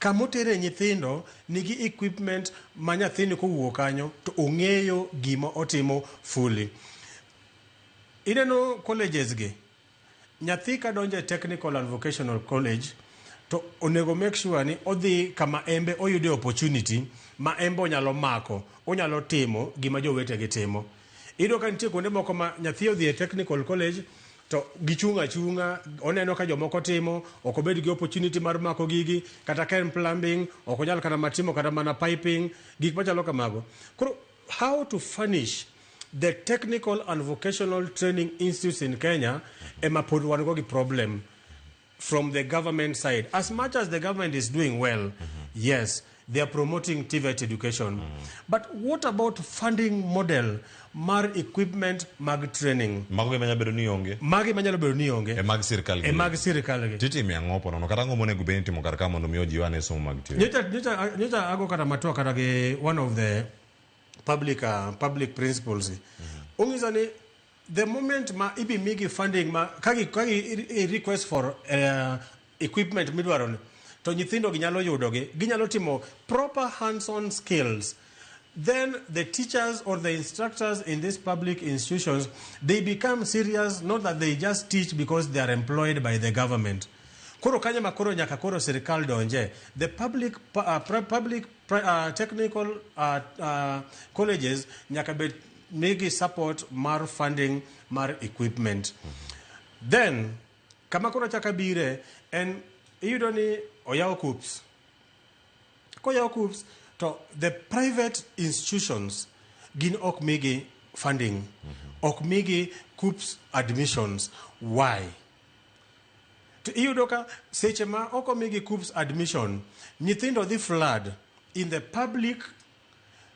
vocational training institutes compared to private vocational training institutes koro ikuda ka nitie disparity in terms of overflooding in this other part yet the other part nigi the same equipment and kata king'iyo fee margi are equally subsidized koro onego beni ka sirikal dwani mondo all the 260 TVET institutions ogol product or produce nyithindo are good in the market are ripe in the market then onego beni ing'iyo class ratio instructor per student ratio onge kaka inyalo ka a class mar technical and vocational a class mar technical kata for example mechanics onge kaka inyalo ka class mar mechanics nigi nyithindo kata ma pre-beach in a class japuonj achiel ngisani seche man gi nyithindo kama 50 in a class, how and when will all the students have access to kata mana spanner mar yawo the engine?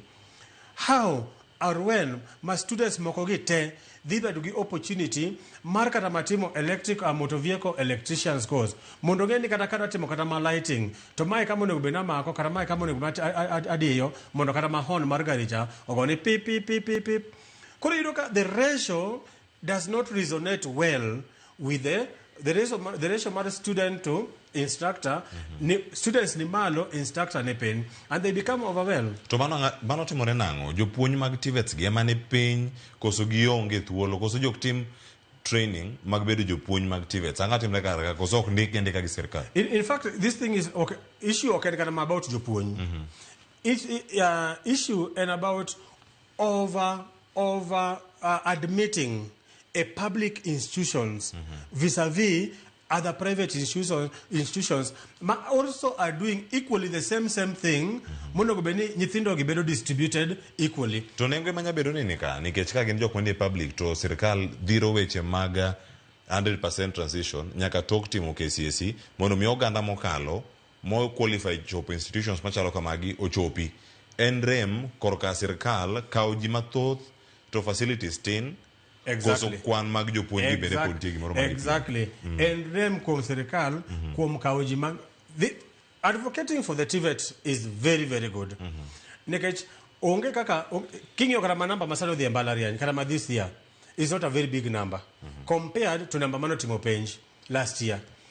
Chake jo plane kaduogo penj gi ng'eny molo nyithindo madhi mbalariany. The problem kama koro wuoke is not even the instructors per se. The problem wuokae any why would the government not consider tero nyithindo through COOPs kata mane private institutions? Mondo ka nyithindo wuok mochiek te giwuok a public university, I mean public TVET institutions ka gin gi full access to hands-on skills. TVET no biro mondo nyithindo matimo course ni otimo tij lwedo, tich miluongo ni aneno gi wang'a tatimo gi lweta. Mano be ka donjo. In fact, ng'ama nowacho ga ni seeing is believing cha, ng'ano nowache ga dieri. Koro ka konyalo mana nene to konyal mule, then yudo ka the end production bedo ma worth as much as odhi TVET yes, but ogole nango koro mane gima sani koro ne beno advocate for. And I congratulate the government for doing this noble move mar promoting TVET institutions. Wantiere January sani. Yes. Intek nyabedo ni chal nade nikech wan gi gima nyabedo ni opidh ewi jonyuol mag nyithindo gi. Nyithindo gi dongo kinde ma gineno ni mbalariany is the thing. Ka ema ji nyaka te dhiye. Gidhi pong'o kacha, facilities bedo matin.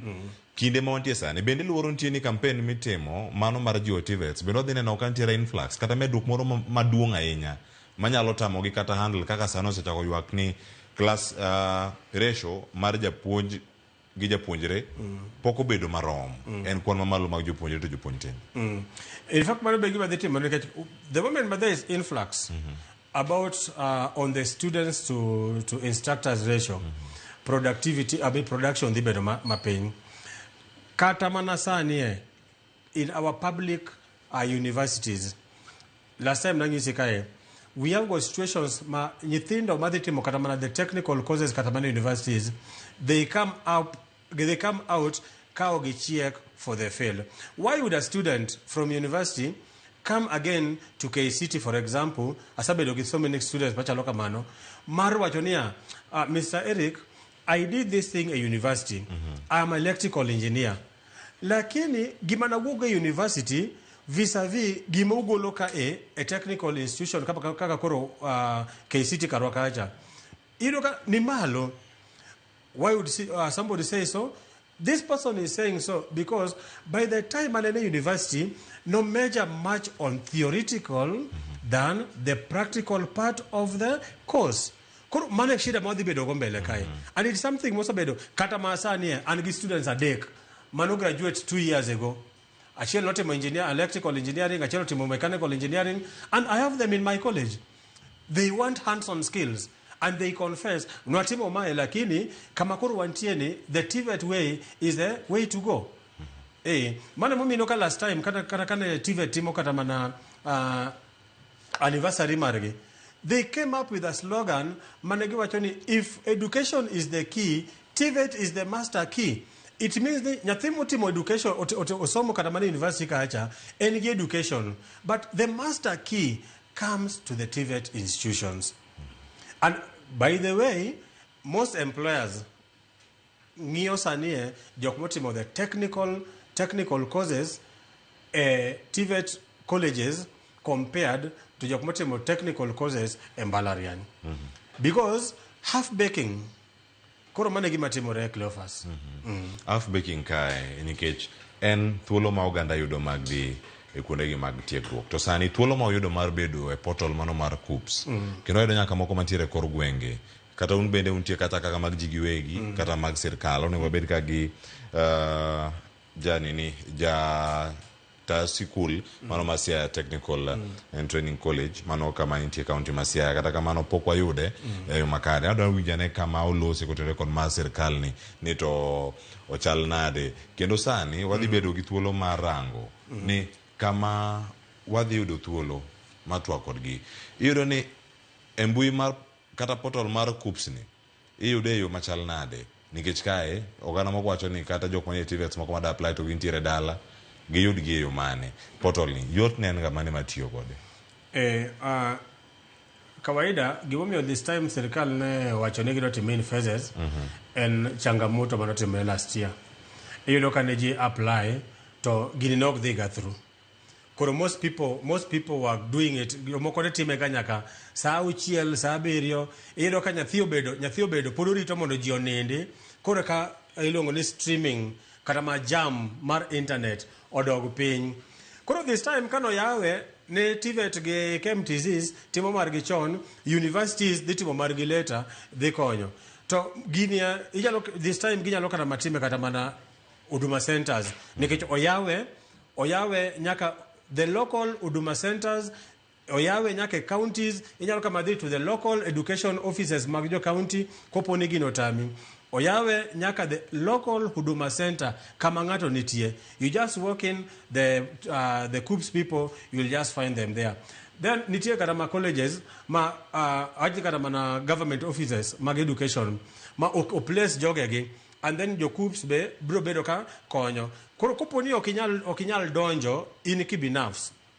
For example, kain kata marongowa, you can walk into the Rongo education office, ibiro yiro kajo KUPS ne kanyo. Or kantia Huduma Center mora machiegni kodi, you can still get it there. But the window makbe ochako mewa window maber, nikech ko yawe tino ko dhirumo tek peroga chiel mbele ko jaja. Dong manu thuolo maber ma dhi konyo jonyuol. Koro wangni beto yot compared to the other time. Mano ka rango yot mare mar rango ne adieri chero gi ochopo ne japuonjre kamoro mora maintiere nyakoro mogo jongno kwa kan mondo mi yornwa ote mari kachel koda ka paro maintiere godo ko ni gacha ne mbui bende mar Facebook mano ka mantiere live achel kae ka wamedo mana rango ni to piny Kenya ringo kochomo kama chal nade mano ka moganda gi duto bedo kae ka ndiko no achiel kachiel ntiere paro mabende umedo mana oro na karka kale mokari adek mantiere kae ka ngato mia ote ka wacho na luotwa ka an ndani ma tisenya Migori ka machielo Mako Wino Junior en kodwa ka achiel iwacho ni itieko wach mano mano makoracha Eric wasonga luo chendo nyigi be pando koro kwane kata eyo makare roka mana ahinya watiere kode karkae wacho ni Cleo Mosnao siepa mano Eriko Baba Makoracha wacho ni jandege Oriedo Kameji mano wuod Kamwango wacho ni ntiere kae wacho ni ana product mara Vocational Technical Institute wacho ni ekindewa ne nitiere stiff competition between TVETs Kakarambogi Institute of Technology Manoriat kod Kenya Polytechnic University of Nairobi saniti inde dhano ni called strange belief ni success only comes from the university degree omera they are wrong sani universities obedo mathoth mamoko offer nyaka non-existence courses. Okay. Mago miyo ng'ato sungore kod academic papers, lakini otimo careers maonge e job market.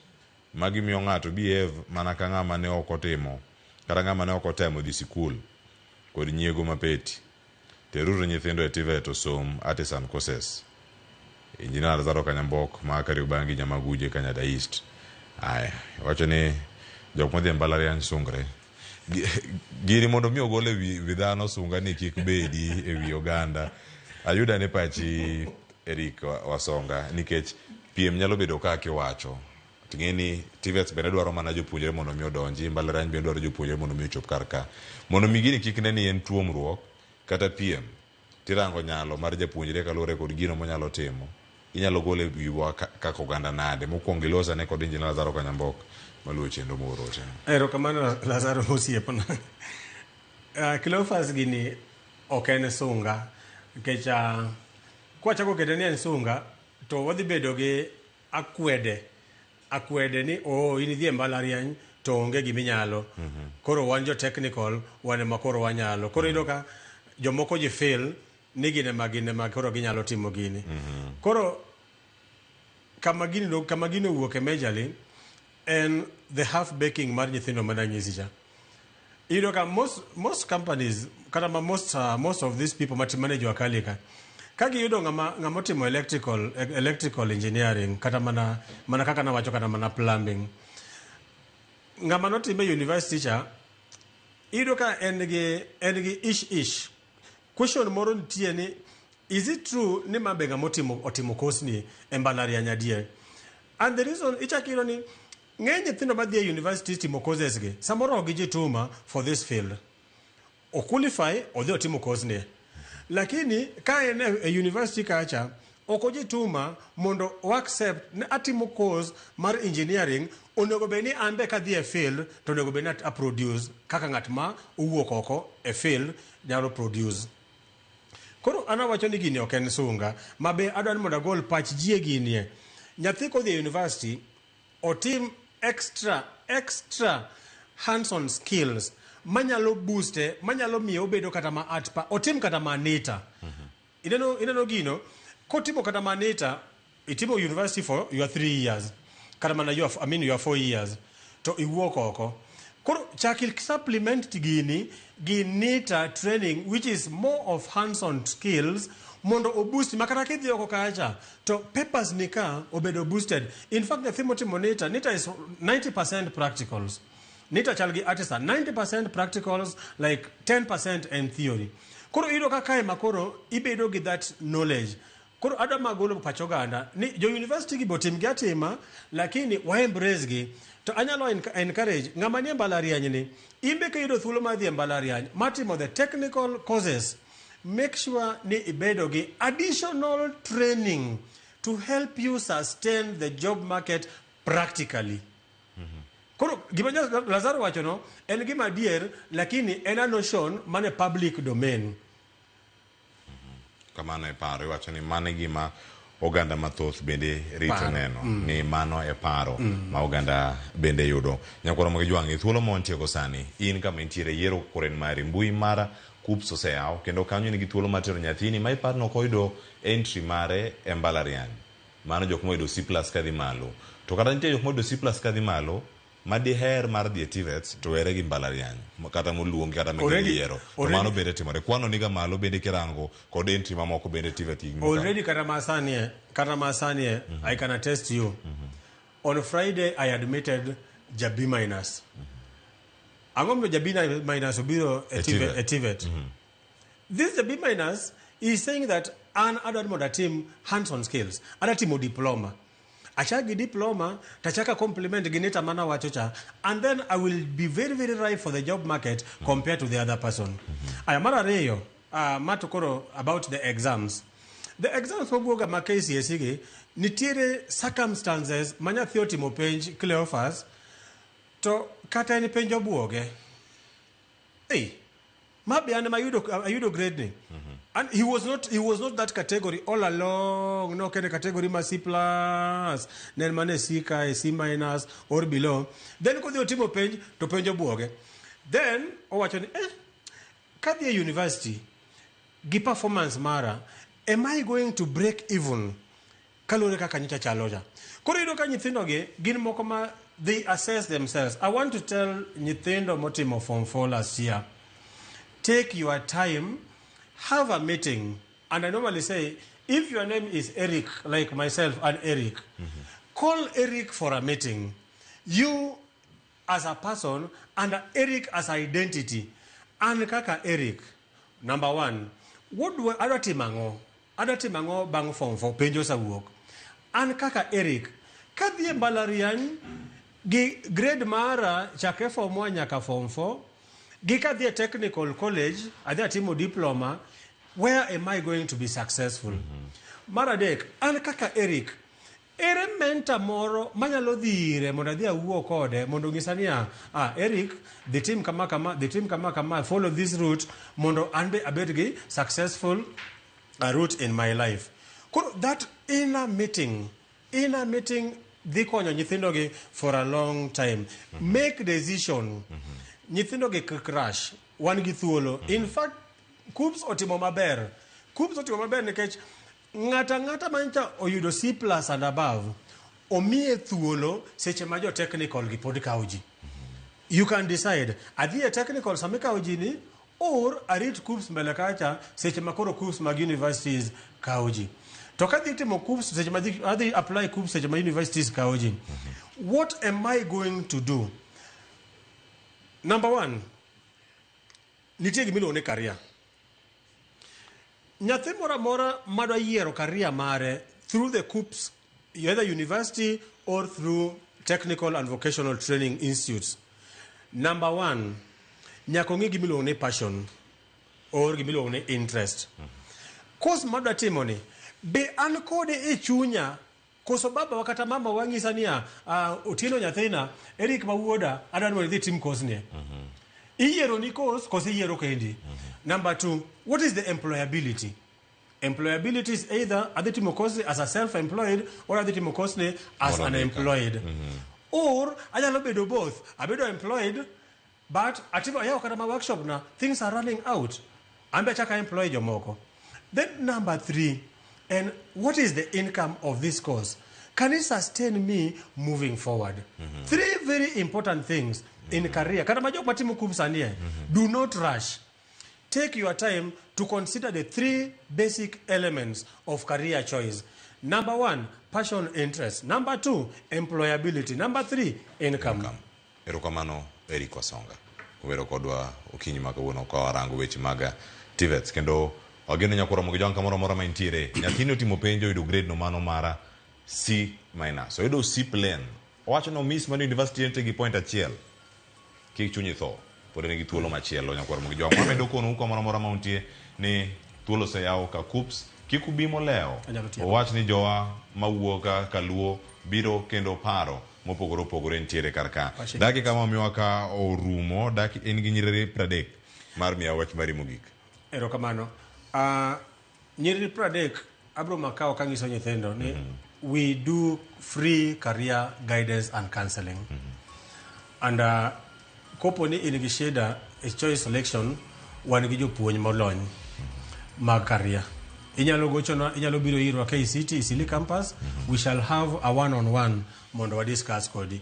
Wadiloso a career day. A career day ma dibedogi so many professionals at KCT in Isili.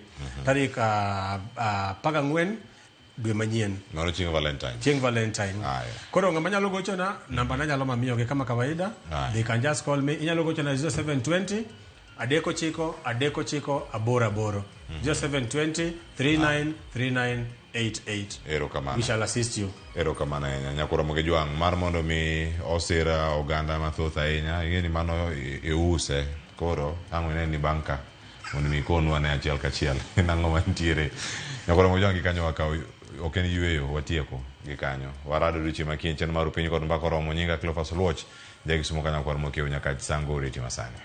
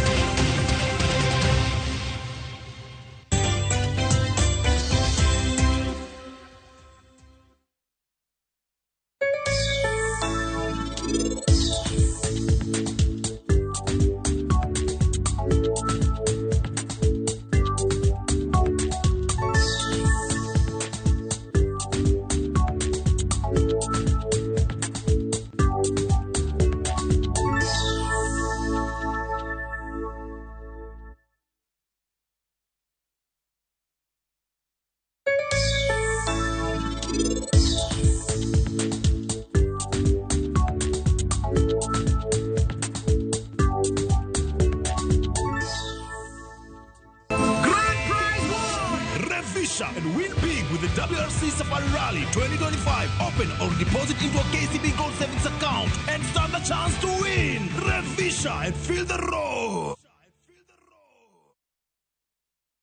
Introducing the Pasapata Referral Bonanza.